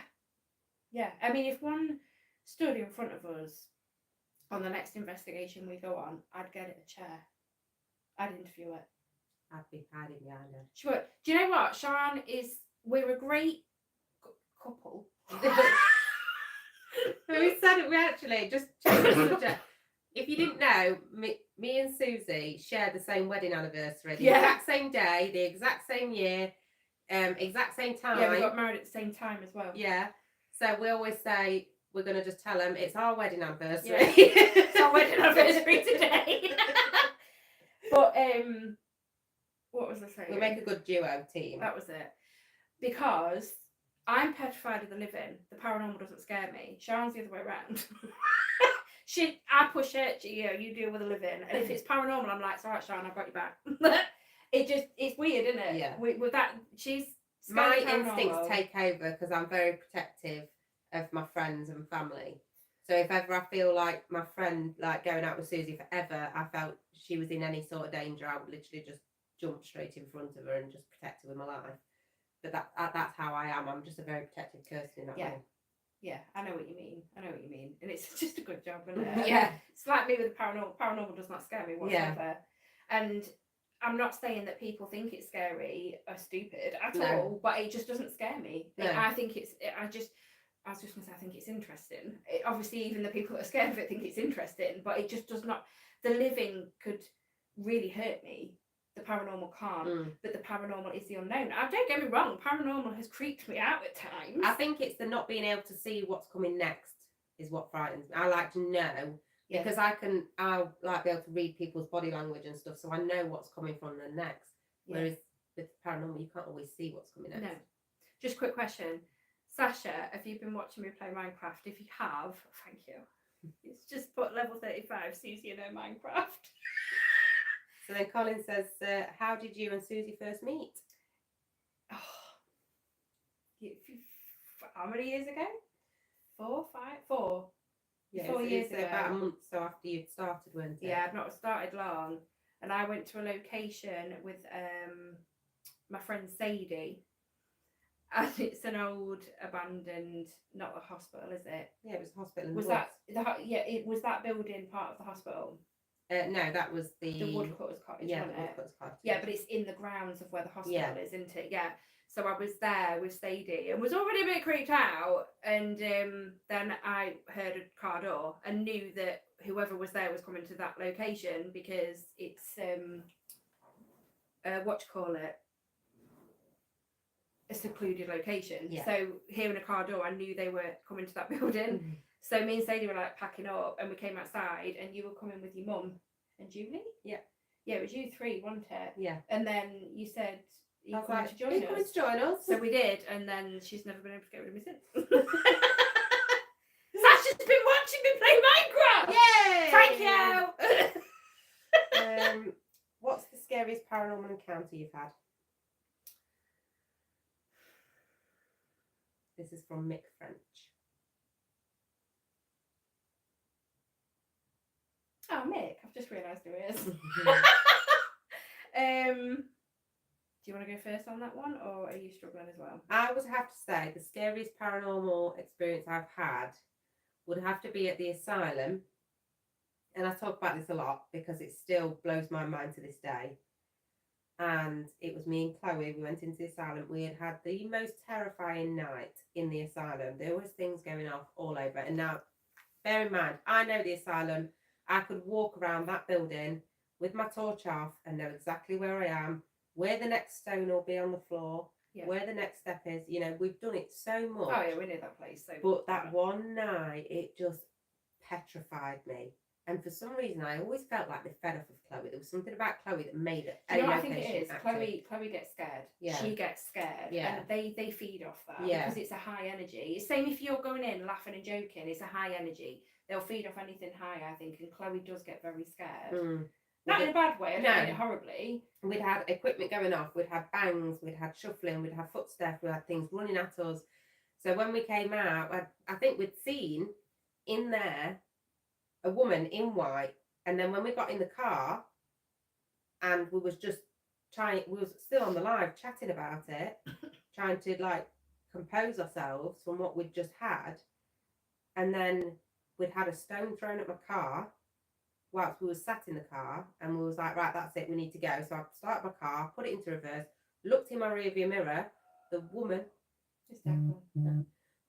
was sat on my back seat. I kid you not, that absolutely petrified me. And it's like what Susie said, it wasn't like a mist, it wasn't like it was a person. It was a person on my back seat. And can I just say, she just said woman in white, and obviously I had a recent investigation at the asylum go up with Lottie. You know Lottie. All right. And you know, can you remember? When Just to clarify, guys, we don't watch each other's. No, I never watch her lives. It's just something we do. We just don't watch. We just don't watch. The only investigations we know about is the ones we went together. Yeah.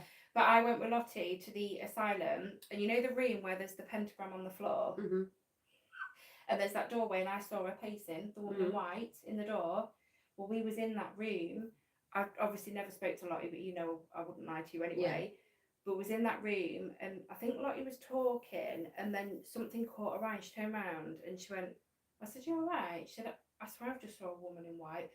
Well, I just went cold, and I can't remember. You can see my face and everything in the video. I was like, "Ugh!" And she was like, what? So I told her, and obviously then was like, we haven't spoke to each other, blah, blah, blah. I was absolutely amazed. So Lottie's seen her too. Wow, she does like to make her appearance to a lot of people, though. The Because woman in white. There's a lot of people that have seen her. I wonder if, because it's apparently haunted. No, she gives me patient vibe. I think she's a patient. Yeah, but a lot of people, that's what I mean, because she was in a nightdress when I saw her. It was a long nightdress. Like a white, yeah, that's what I saw. And Lottie said she doesn't know. It was definitely a white dress, but she didn't know because it was corner of the eye, but she said I definitely saw it. Yeah. It was a white dress. Yeah. Because I was like, what was her build like? She's like, I don't know. She said, but I saw a woman in white, because it was like not in a front vision. She didn't see the entire thing. She just saw a white dress, but she said I definitely saw it. She's a slim build. Yeah. I was like, what's her hair like, everything? And she was like, I just, She's like, I don't know, I just want a white dress. And I was just like, sorry, I'm interrogating you now. So yeah, when I dropped Chloe off that night, she had to phone me for my whole drive home because my husband was up early in the morning, and I was just petrified, absolutely petrified. Yeah, I can imagine. I don't know what my scariest encounter is.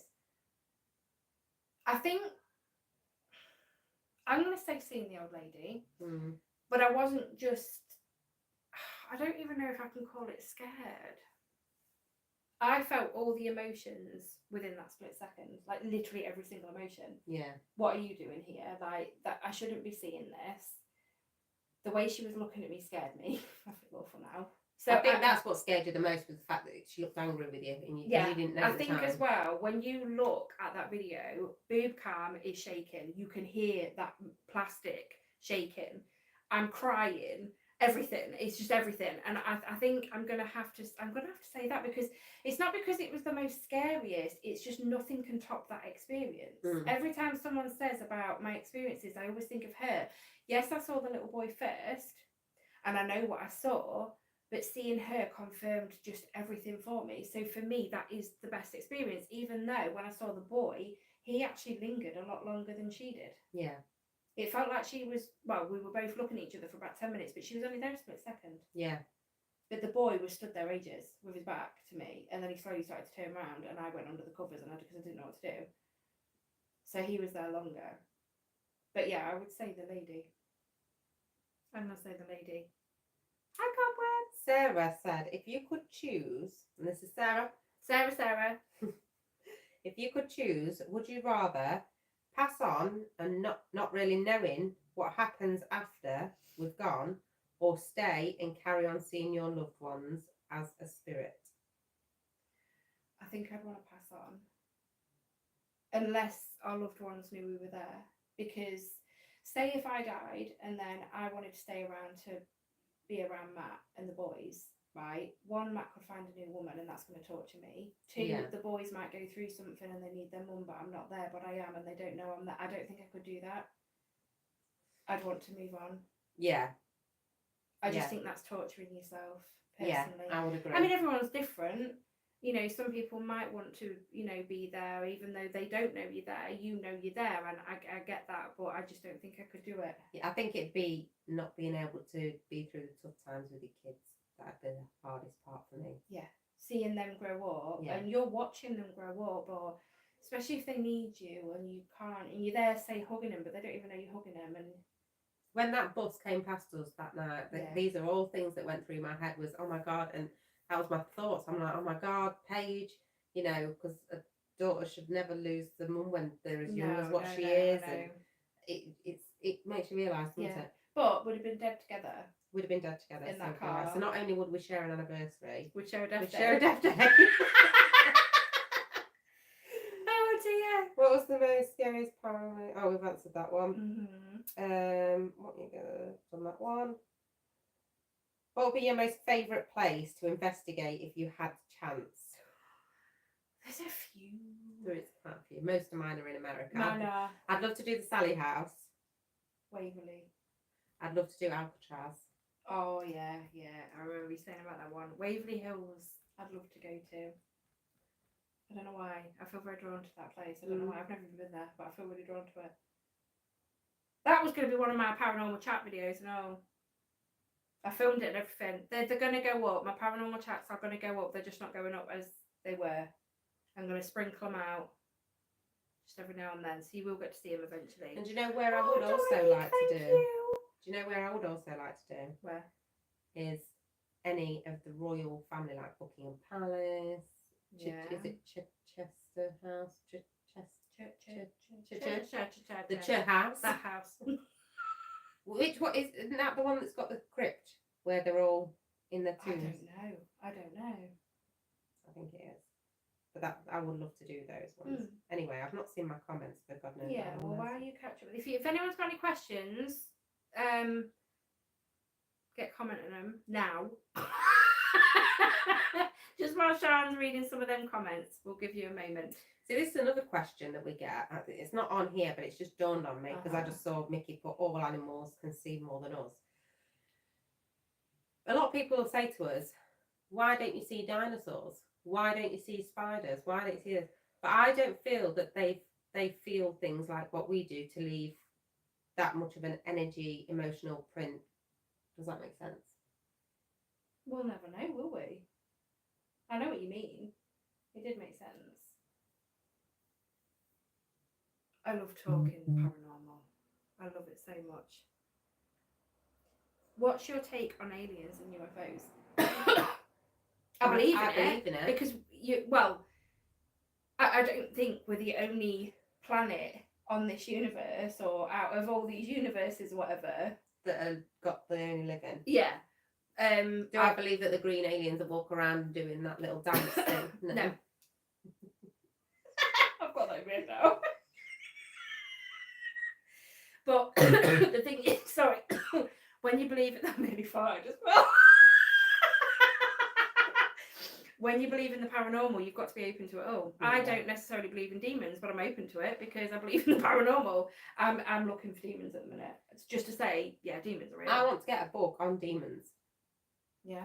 I do. I want to get a book so I can learn about each demon. Because I have always said, I can't believe in my angels and work with my angels and not believe in demons. Because where there's good, there's got to be bad. Yeah.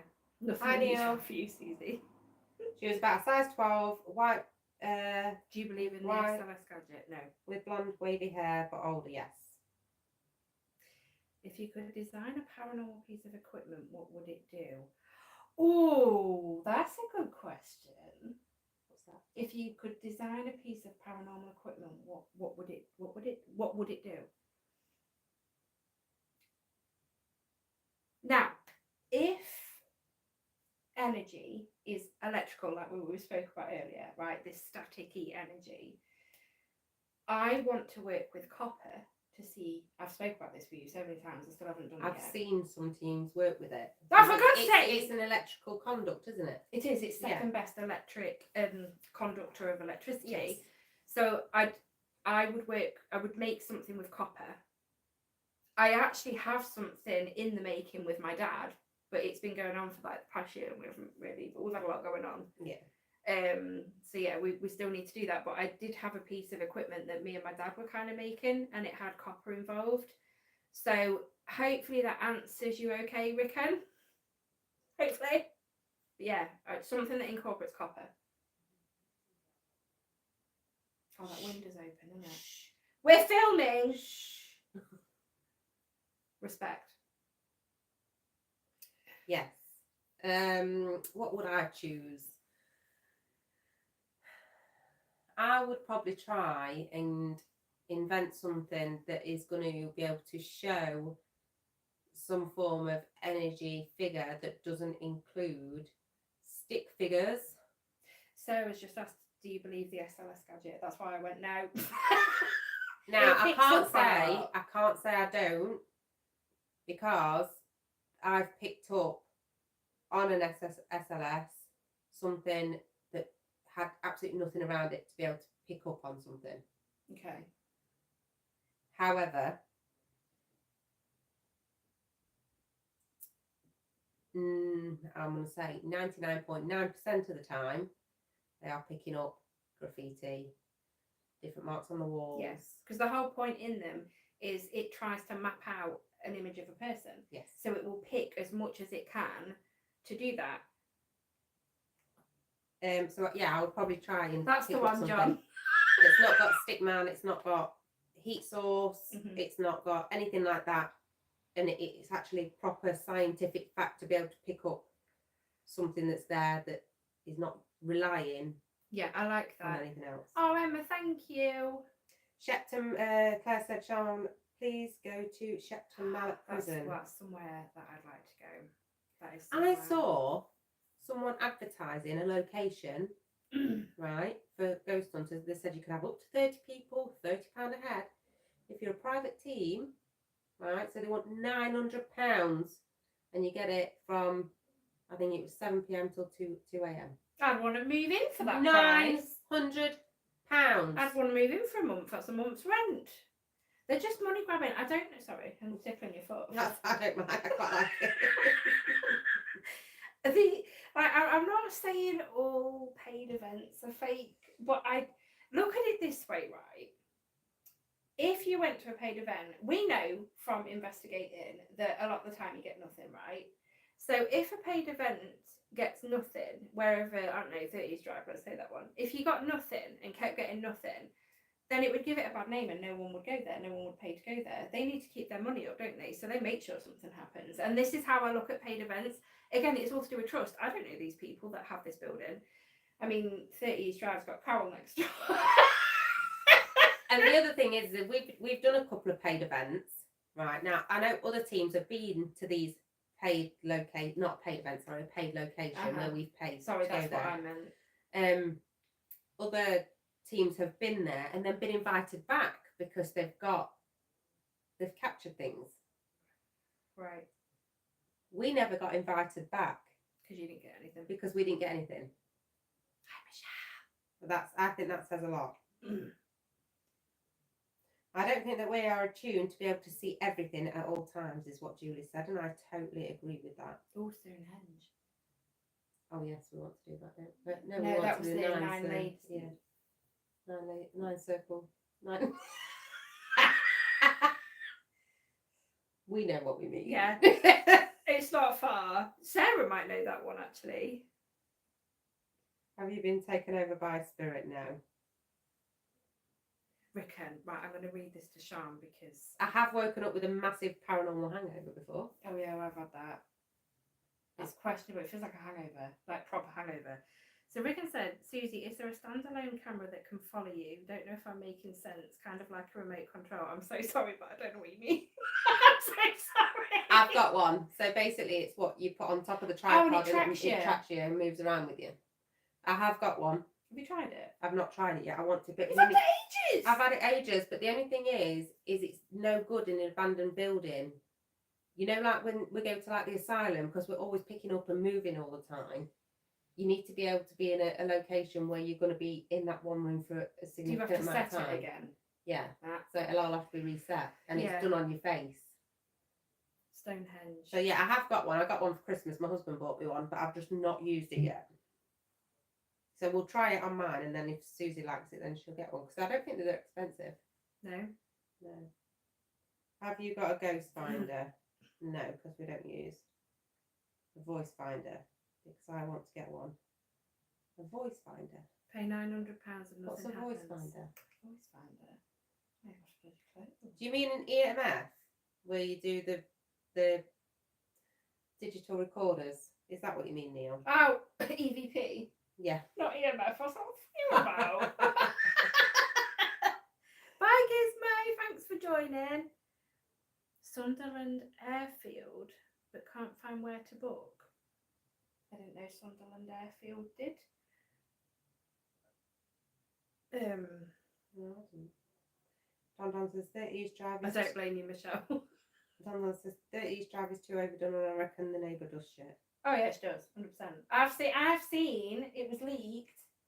What? Claire's put Shepton Mallet Prison, £30 for 2 people. Yeah, but is that with a load of other people there? Maybe. Because I don't want to go to an event where there's other people there that I don't know. Yeah. Because I don't trust them. I'd rather go, say, just me us and two. you, or I don't trust Sean. No, I don't trust Susie. But I you can- heard her. She's got the good string. But I can, if it's just a Mine matter of... snapped. Yeah, because it won't go to snapped on the door handle, didn't it? Yeah.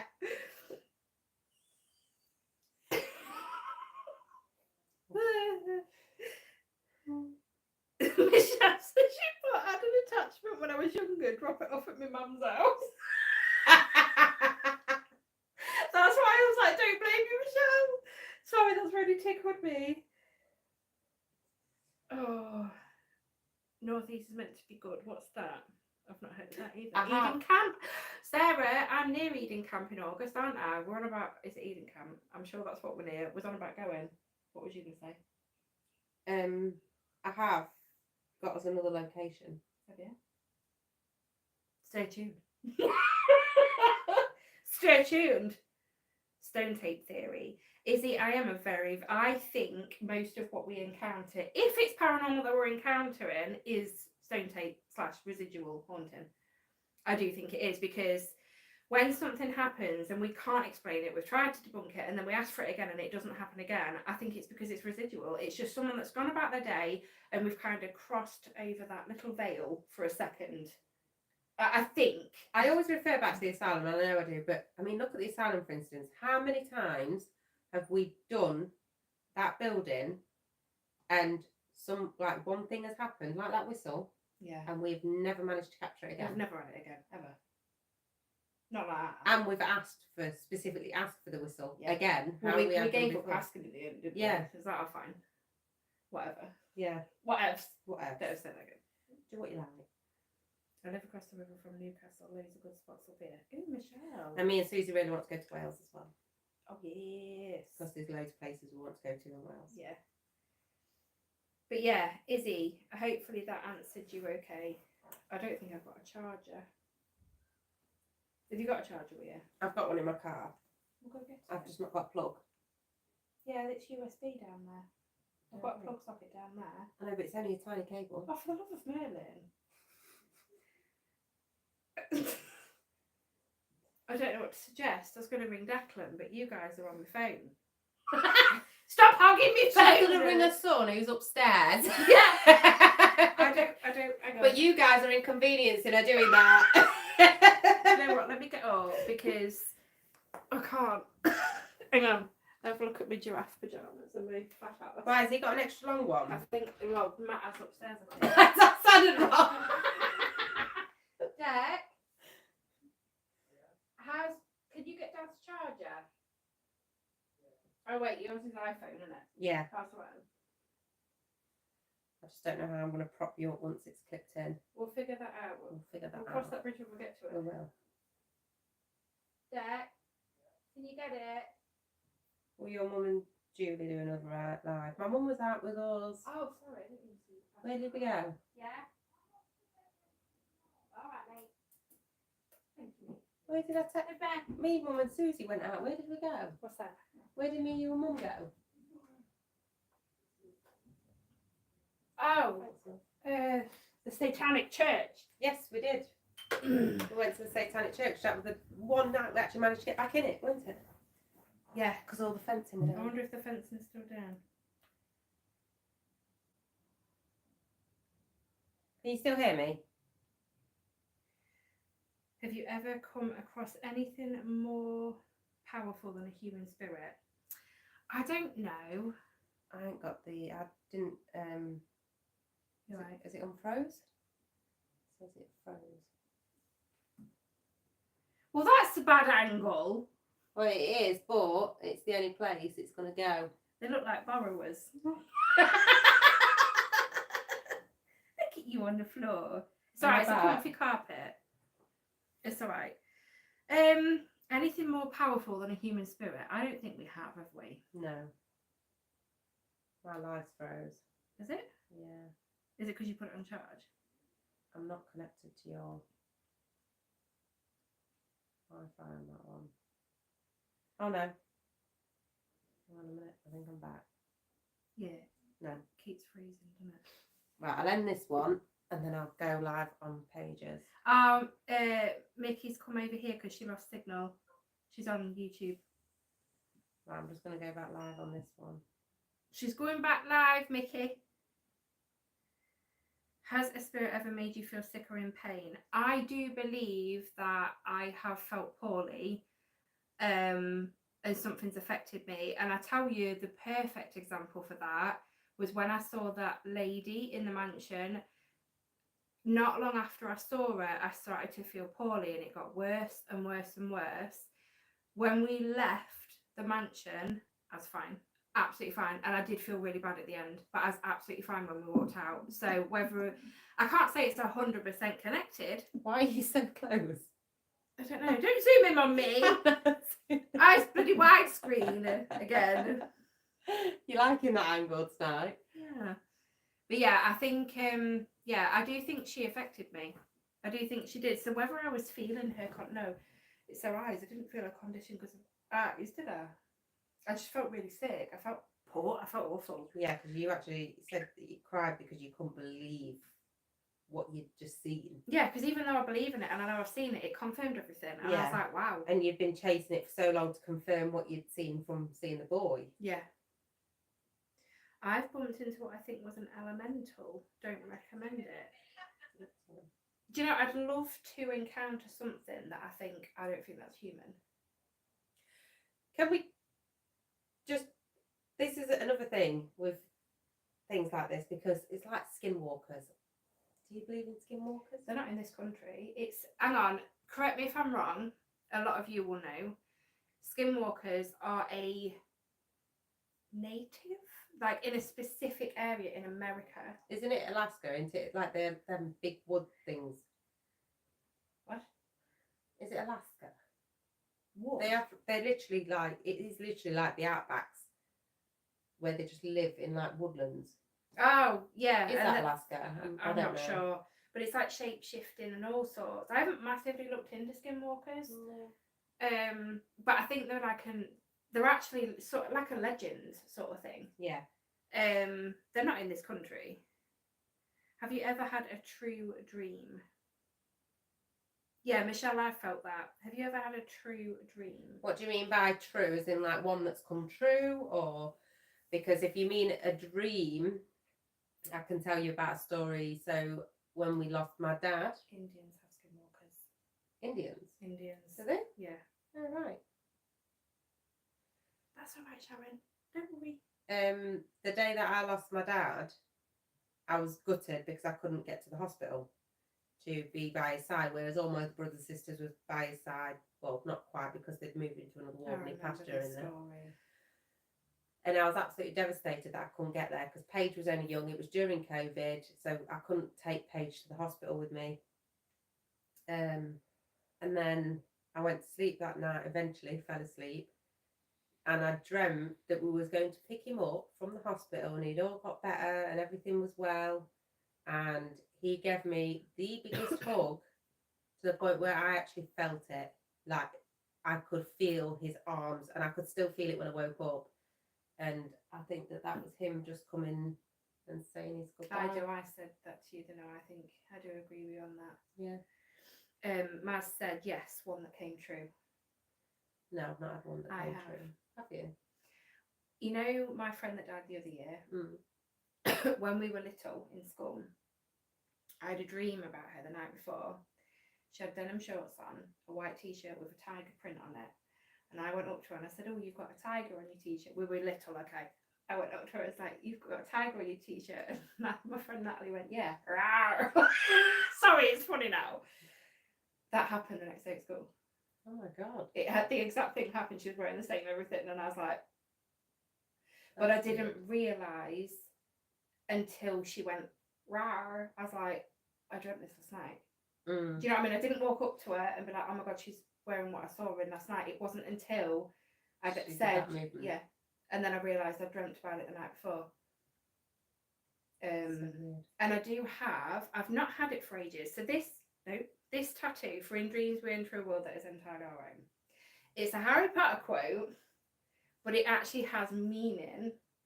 I think I've told you about my reoccurring dream before.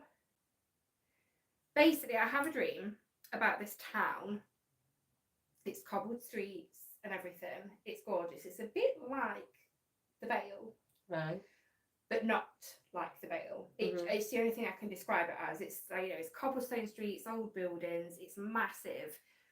And this is when you know it's a dream, because one of the buildings is actually a massive bouncy castle house. There's a flower shop. There's all the shops you can think of. And as you go down, there's a beach at the bottom. And you go on that beach. I've been on that beach a few times in my dreams. And then there's a big bridge. And as you start to climb the steps on the bridge, the gaps get wider. So there's a bigger drop through as you get higher, because they get like further and further apart. And it's quite scary to climb. I don't always climb those steps in my dream, but I have done a lot of times. And I get to the top and I'm shaking, I'm sweating. I wake up sweating when I do it on that, because of the height and the drop and stuff. I get on the bridge, start walking across, and I always wake up. I've never made it to the other end of that bridge.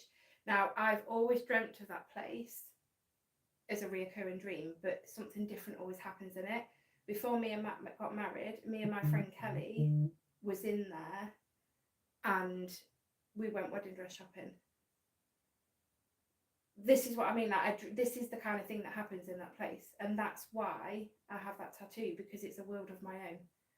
Wow. I don't know what this is, or I don't know what it means. Sarah, you love things to do with dreams, but yeah, Maz, I hope you found that quite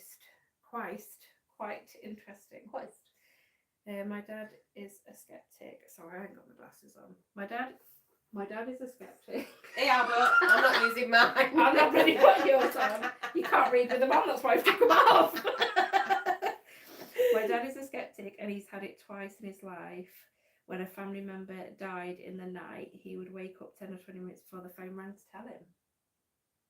It's like intuition, isn't it? Intuition? Is that the right word? Yeah. That's really cool. That's really, really cool. Night, guys. Thank you. I've had a spirit guide me away from danger a few times. That's really nice, Michelle. It's what you need, isn't it, sometimes? I've dreamt of places, then went there and known my way round. That's cool. I wonder if this place that I dream of is an actual place. I did read, actually, or what did I read? It might have been on like one of those reels or something on Facebook, that there's this mall thing in America, and people dream about it, and then they go to the mall, and like they're dreaming about not knowing. They go into it, and then they see like this shop that's closed down, and then they know the shop's exactly next to it, and blah blah blah, but they can never find the exit to it. But then I think I've heard of this. yeah, and then she actually turned up one day, and everything was laid out, and she'd never been to this mall before, and yeah, is that you or me? Me. And yeah, everything was laid out as That's really cool. as she dreamt it. I love anything like that. I love dreams. I love dreams. I was just going to sound really popular tonight, but that was an AliExpress notification. Has a spirit ever followed you before? I don't think so, and Sean knows how I feel about it. I'm not saying that I'm right, but I don't feel that spirits follow you home. They're attached to a building or a piece of land for a reason. I think you can bring energy, a bit of energy home. This is a big reason as well, because I said to you before we went live, do you know anybody that could do a cleanse that's a genuine personal cleanse? Because I'm very much like, you could bring that energy with you, and I feel like it's, as an investigator, you could be mixing with multiple energies. Oh yeah, and To maybe try and get cleansed. Yeah, no, I think so. Sorry, my live went funny then. Sorry, peoples. I told you, didn't I saged my house once because I felt I'd brought a bit of energy home, and it was weird because I'd saged when no one was here. Matt came home from work, he was sat having his cuppa, and he was like looking around. I says, "You're right." He says, "I just feel so relaxed, I feel so much better." And for 2 weeks there was this like oppressive feeling. Yeah. And we all felt it. We was all miserable, quite snappy. It was, and then I just suddenly thought, I'm gonna try something. So I saged, not with actual sage because that makes a mess. It was just an incense stick, but it's still sage. But it worked. I believe it worked. I've still got some of my actual sage smudge stick, so I might try doing that in my house. I think it's good to do things like that every now and then. I mean, I've used all them because you gave me some of them sage incense sticks. Yeah. And I have used them all. They smell nice. They're all gone, yeah. They're gorgeous. So I'm gonna have to go to my actual smudge stick, which, like you say, it's messy, and you struggle to put them out as well, don't you? Mm-hmm. What's your thought on nymphs? What's nymphs? What's nymphs, Michelle? Hello, Michelle. Do you think some are stuck where they are? And if they are, does it scare you being there wandering around for eternity? It does me. I've had loads of comments. My comments don't come through.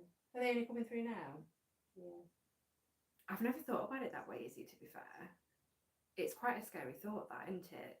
That if they're stuck there, you could be stuck somewhere. Izzy, you've put things in my head now. Oh, Michelle, that's good. That is good. Do you think you took that energy? I home? also have you seen that Selena Spooky Boo when she went to had the dentist surgery? Have you seen that video? She went to the dentist, and obviously over there they get put under to have a lot of dentistry work, don't they? And when she came out of anaesthetic, it could just be the anaesthetic playing magic, which I do possibly believe. But she also said that she started to see people that weren't there and hear things and communicate with these. Very interesting. I wonder if, because you hear, don't you, of people that have gone in for an operation and got put under, and you hear of stories similar to that. I wonder if it does something. Yeah, I'm not sure actually. If she did say that she kind of woke up and was looking at herself on the table. I've done that before. Sort of thing. I've done that, but I've not been put asleep for an operation before. I was in bed. But yes, my mum's had that. It's where your spirit leaves your body, isn't it? I was just looking at myself. Yeah. Asleep. Basically, my cousin was murdered. I don't know if Facebook likes that. In 2007, and it's really weird actually. Let me tell you the story. I think I've told you before. I can't remember. I knew about your cousin. Yeah. Well, after he died, I had a dream that I was in his living room and I was sat on the sofa and he was stood looking at me. He was really angry. Have you heard this? No. He was looking at me. He was really, really angry, and he pointed to the sofa, and then he pointed to the living room door, and I woke up. Anyway, I went to see my auntie, my cousin's mum, like the next day, a couple of days later, something like that. And I said, I actually had a dream of him. It was really weird. So I told her that, no, I didn't. Sorry, that's not how it started. She was sat there and she was like really like upset, obviously. And I was trying to like talk to her and that. And she said, oh, forensics have been in today. They've took the sofa and they've took the living room door in. For like doing the stuff. And I was like, what?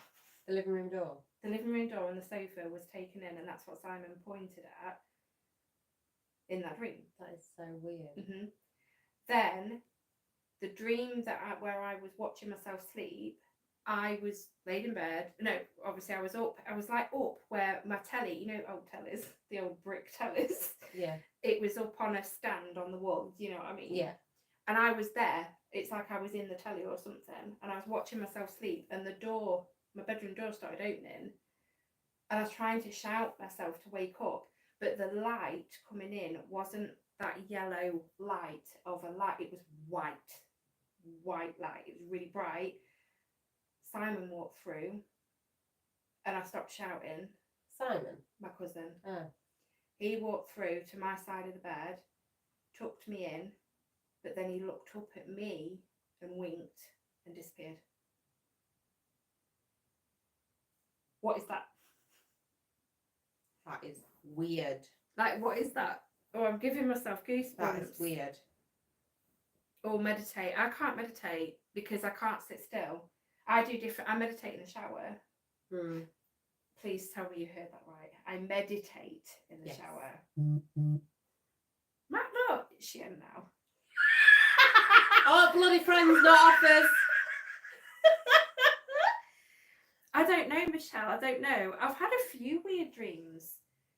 I have had a few weird dreams. I could talk forever about I dreams. always find as well that a lot of people, when you read about paranormal stories and stuff like that, a lot of people seem to get paranormal when they're asleep mixed up with sleep paralysis. Oh, they do. Because when you're in a sleep paralysis, your mind is hallucinating. Yes. So they'll see things like monsters and and it's their Reaper and stuff they like can't move. Yeah. My mum's recently suffered with sleep paralysis. It's frightening. I've had it. I've never had it. It is frightening, but I know it's weirdly when it happens doesn't it to feel me. like someone sat on you and all that. Yeah. And you literally feel like your whole body's paralysed. The only thing you can move is your eyes. Yeah. Because I can remember the first time it happened to me, and I'm laid there and I'm like panicking, and I'm thinking I'm trying to wake Dan up, and I'm like, just say something, and for some reason I just couldn't get my mouth or anything to engage Yeah, in my brain, and I'm trying to wake Dan up and I can't move. And... Isn't it that your brain's woke up but your body's still asleep? Yeah. And I do think a lot of people do. I can understand why people turn to paranormal when they experience it if they don't know, because it's weird. It's like an unknown thing, isn't it? But it's not paranormal. No. But I'd got into the paranormal when it very first happened to me, so I knew subconsciously it was sleep paralysis, and I knew, I just thought, you might as well just shut your eyes, there's nothing you can do. I went back to sleep and I woke up absolutely fine. Yeah. So if you can train your mind in that situation to just close your eyes and go back to sleep, your body just rectify itself. Yeah. It is crazy that it can happen though, isn't it? It's terrifying. I was looking up, again, this was another Thursday video, which I will still release at some point, but it was on that clown motel in America. Oh, yeah. I looked into it because I hate clowns. We all know I'm absolutely petrified of clowns, so I don't know if I'd actually go there. I don't know if I could do it, but apparently people that go there experience sleep paralysis. Now, and in the video, I do say, I know sleep paralysis isn't paranormal, but if a lot of people are having sleep paralysis, could the paranormal cause you to have sleep paralysis? I'm not saying that everyone that's had sleep paralysis is, I'm just saying the clown motel, if there's a lot of reports of sleep paralysis in that place, that could be true, because you think the way that we generally communicate with spirit is via your third eye. Where's your third eye? In your forehead. Yeah. Which links to your brain, your subconsciousness. Yeah, that's true. Just putting that out there. Yeah. Yeah, you're right. I'd like to do the Cecil Hotel as well. Oh yeah. Yeah, watch that documentary. Yeah. Oh, it's brilliant. Definitely. Has anyone got any more questions? All right, Vivienne. I've had both. Main difference is in dream walking, I can see every detail clearly, and in paralysis it's more scary, can't move kind of thing. Yeah, sleep paralysis is, I've not had it, but I really hope I never experience it. I've woke up for a bad dream, then gone back to sleep and got back into the same dream. Yeah, I've done that before, Sarah. Have you ever done that? What's that? You've dreamt, but then you wake up and then you go back to sleep and you carry on the dream. No. I am such a because I always wake up during a really good dream and I'm like, for God's sake. I know, and I hate it when you have a bad dream. They're the ones that feel so real, and you're so upset when you wake up, and it just ruined your day. Like, I had a dream the other week that Matt cheated on me. I punched him. Did you wake up and go, right, that's it, you're doing the housework, you're doing the food, I was really mad at him. I felt really bad. And then he was like, what's up with you? So I told him, and he just laughed at me, which made the whole situation worse. So how dare you laugh? It was horrible. I had a dream where I died, but didn't realise it until hundreds of people welcomed me. I had an amazing feeling of tranquility, and was told by a spiritual friend it was souls I have helped. Oh, that's quite nice, that. That's nice. I've not had sleep paralysis. I've heard a super scary story once that someone in a coma that was alert but couldn't move, and they were about to turn the machine off. Oh, that's scary. Ah, Michelle, bless you. I'm sending all the energy your way to get through your 12-hour shift tomorrow. Might maybe see you in your dreams. I am such a vivid dreamer. Yeah. Honestly, my dreams are so vivid. It's unbelievable. I had another dream that I had. I was how old was I when my nana died? About 16, 17 when my nana died. And I knew she was not well, so it could just be that I knew she wasn't well, but I had a dream and I was in this place and I thought, I recognise this place. And I went through a door and up some stairs, and when I got to the top of the stairs, I knew exactly where I was. I was in my granddad's old care home. But he died years before this dream, so obviously I haven't been to that care home for a long time. And I looked at his door, weirdly enough, it was open a crack and it was that bright white light. I opened the door. As soon as I stepped into his room, I was a little girl again. And he went like this. I went and sat on his knee, and he told me how proud he was of me and all this. And then he said, Nana will be out of pain soon. 3 days later, she died. Oh my God. Because I remember telling my mum the dream, and she said, "Don't tell your dad." I said, "No, I won't," because it was my dad's mum, Yeah. and obviously my dad's dad was in my dream. So I never told my dad, but my mum knew. So when my nana died, she was like really shocked about the dream then. Wow. So I do think they can. Me and Sarah have recently had this conversation. Dreams are weird. Like, what was it, Sarah? A moth. If you dream of a moth, it means you're worried over money.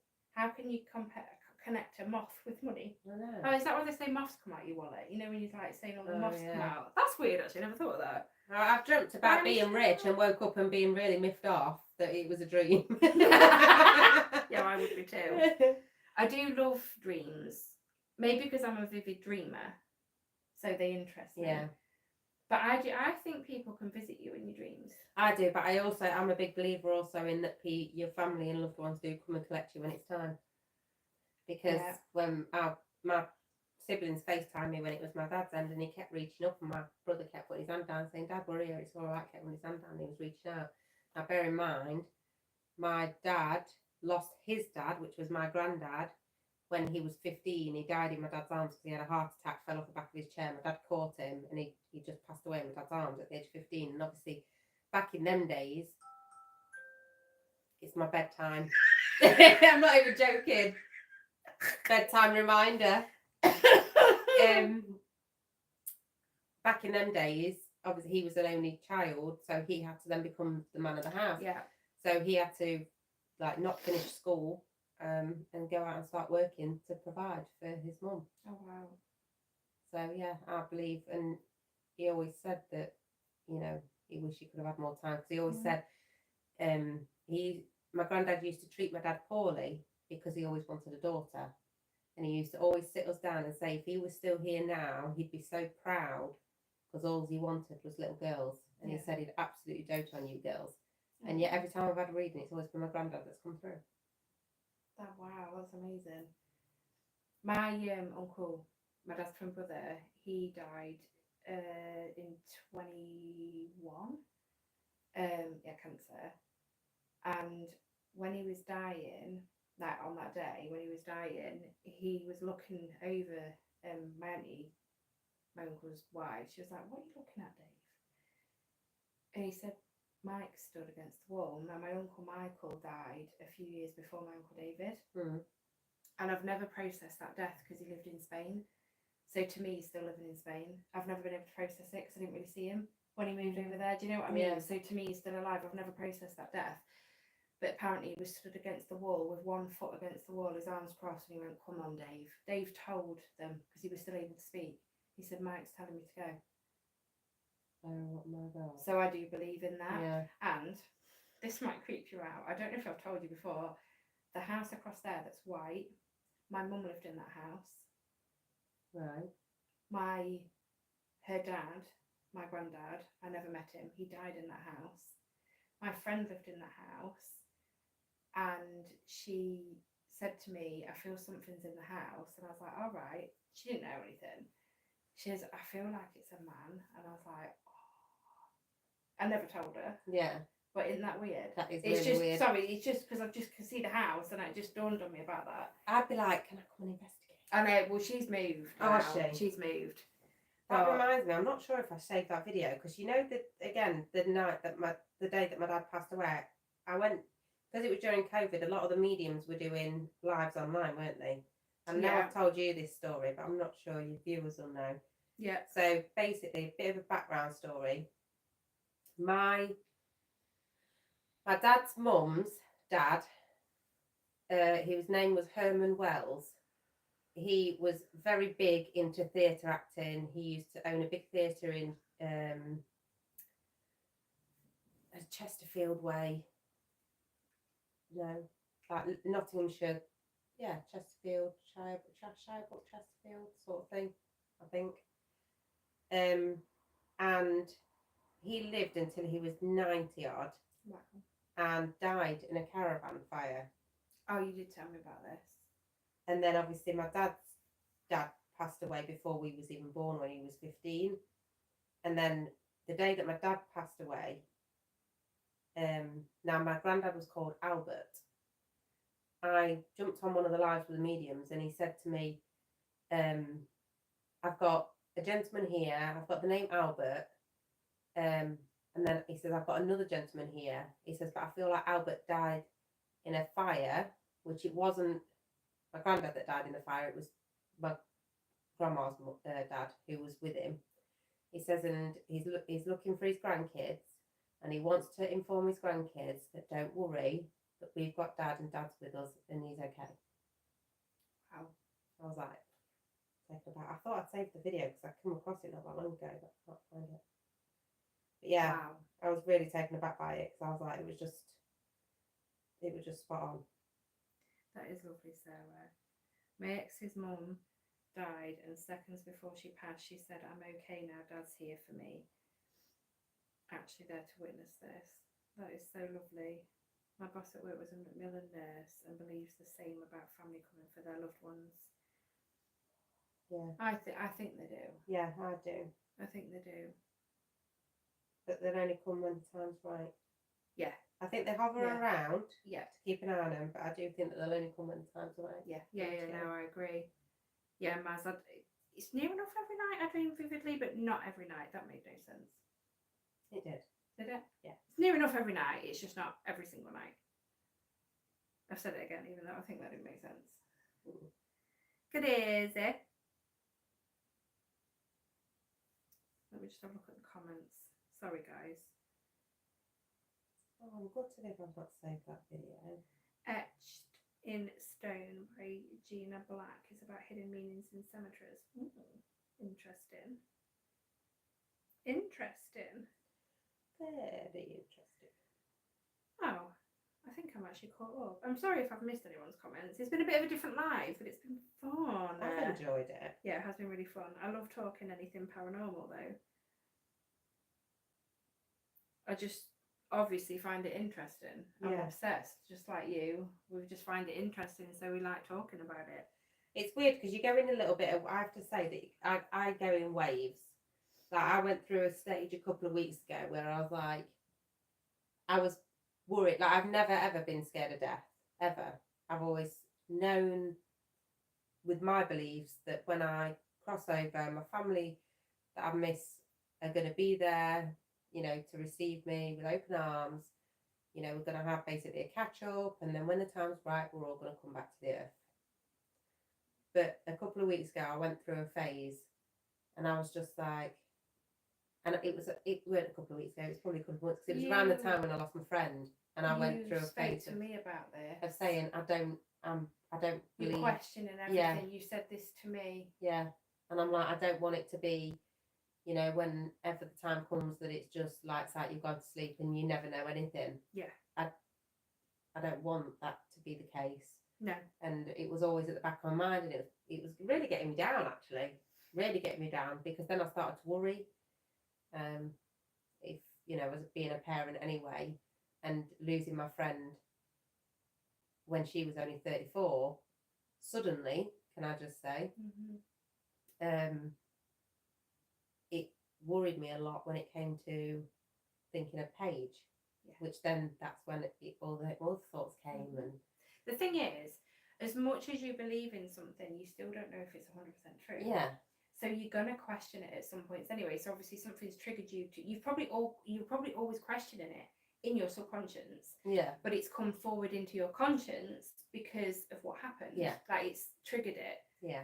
It's hard, isn't it? It's very hard. But now I'm like, yeah, I know. But then I have to remember all the times where, you know, That's I've nice, done my Jenny. readings and stuff like that, and I need to just keep reminding myself of that. Yeah. It's just traumatic, isn't it? Life's just rubbish. It is. Life is rubbish. What if this is hell? I don't believe in heaven and hell. But what if this is hell? Because sometimes it feels like it is. It does. What if we're being punished? Especially when you find like a lot of the evil people don't ever get their comeuppance, No, they don't. No. and the good people seem to get, Crapped on. yeah. Yeah. And that's something that would happen in hell. Yeah.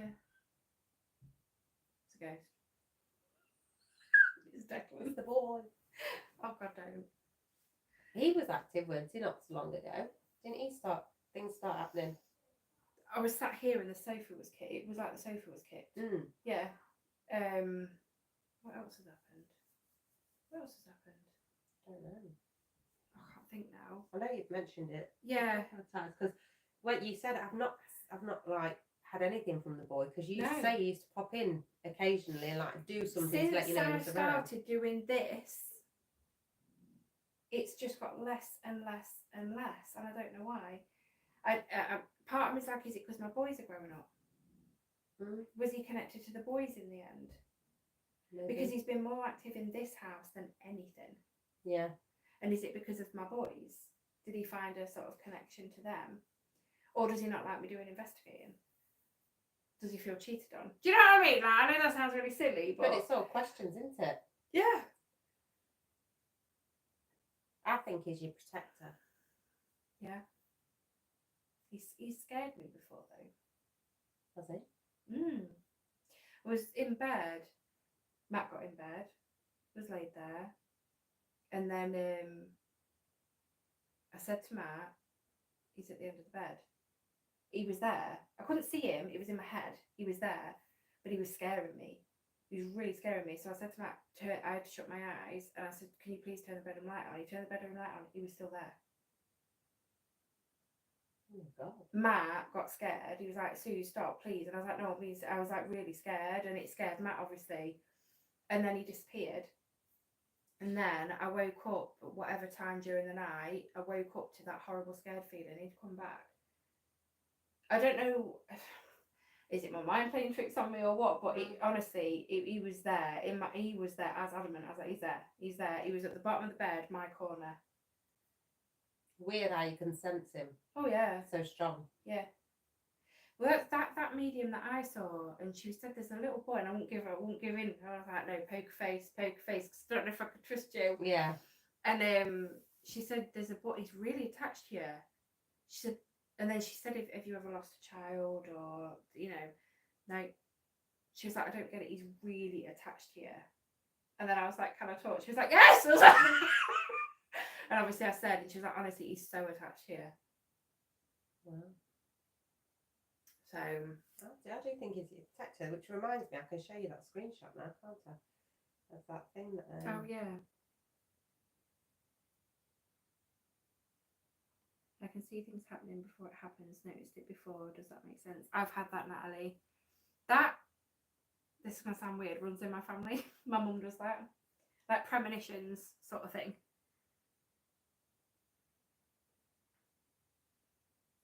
The glass, Sarah. That's it. There was a glass on Susie? here. What? It's gone. Where's my screenshot gone?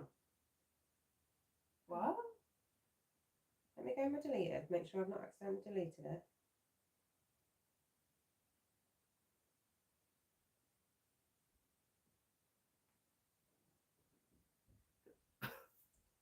Susie, it's not in my screenshots. Hi, Josh.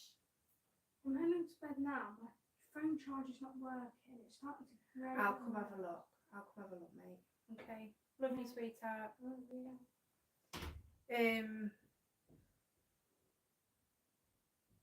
Oh, it is. It's here. Oh, you found it. Messenger audio, Veronica. Left location. That's weird. Yep. And That's weird. She can't show you because it's got full name and address on there.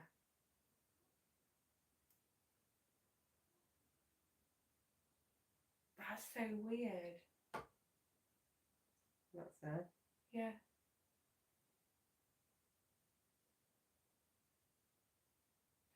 Oh, that's giving me goosebumps. It's giving me goosebumps, that is. So it was 8 weeks on the 25th of May. Wow. I was trying to get the exact date, but it was March she passed. Not sure if it was like the 24th of March. Yeah. Bless her. Do you think deja vu could be paranormal linked? That feeling, I mean.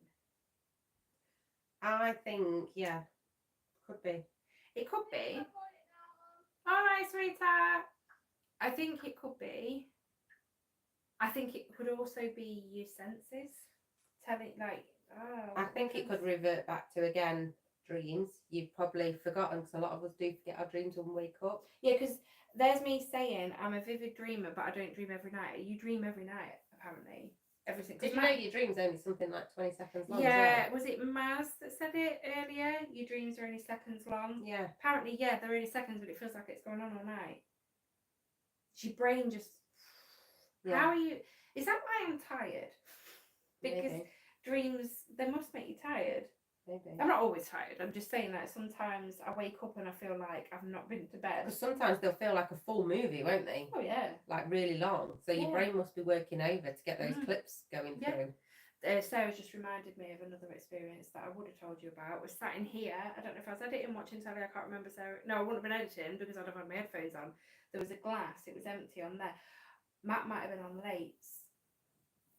I think Jamie had gone to bed and his glass was still in here. Right. I think it was a pint glass or one of the tall, the tall glasses, Yeah. like half pint glasses.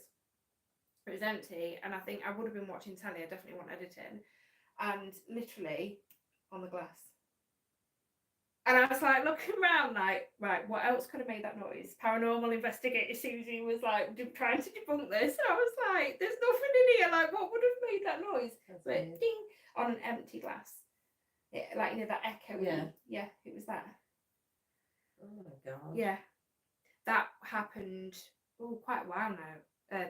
Quite a while ago now, Sarah. Wasn't it? Not like long time ago, but quite a while ago. But the kick on the sofa, that was quite recent. But it's still come up. That's weird. That is really weird. Okay. You only dream during REM, just before you go into deep sleep. Yep, that's it, Sarah. That's it. It's all very interesting.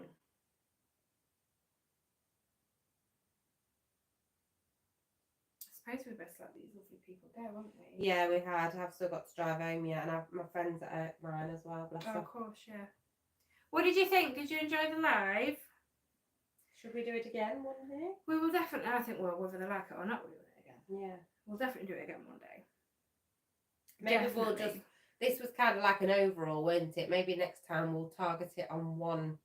We'll do like different topics. Topics, and stuff. yeah. Yeah, we'll do something. So we could maybe talk about dream states and Yeah. skinwalkers and yeah, we could talk demonics, about folklore. angels, folklores, and Yeah, there's so much you can talk Yeah. about. The paranormal just spreads. It's not just about ghosts. No. It's about all sorts. We could even talk about UFOs. Yeah.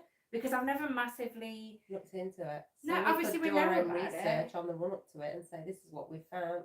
Yeah. And we think it's fake or fiction. Oh, I'm glad you enjoyed it. It makes me wonder, since it's thought animals react to the paranormal, do animals like dogs and cats get paranormal dreams? They could do. This is the thing, we don't know because they can't tell us. No. They can't tell us. I actually did see a video again the other day on Facebook, and they'd not long since lost a dog, and the dog that they lost was a totally different breed, and it used to do this special thing where it walked its legs backwards up the wall before they threw a toy for it. It was like a habit. Anyway, once the dog had passed over and then they'd eventually come to the terms of getting a new one, the new dog that they got did exactly the same thing. And it's wow. like a really bizarre Oh, that's gonna be thing for a dog to do. So it's like that dog reincarnated and then wanted to come back to that family. It could be. Oh, that's gonna be goosebumps. Okay, so. Oh, well, thank you so much for joining us. Yes, thank you. Really, really enjoyed it. This is what me and Sean do. This is what we talk about behind the Yeah. scenes, in the car, In the car, on the phone. on the phone, voice notes. We'll Yeah. send like 8-minute voice notes and we'll just be rambling about Yeah. random shit. Yeah. It's all good Whilst fun. we're cleaning and scrubbing things and Yeah, it's got to be done. Mhm. But thank you so much for joining us. Yes, thank you. I will say now, thank you, mods. Thank you, members. Thank you, everybody. Thank And you, my moderator. yeah, thank you, everybody, for being here. It's been amazing. Much love to you all. And I can't end the live on here. I've got to do it on there. I was going to be I like, know, how's see it? you later. Right, guys, sleep tight. And don't let the monsters bite.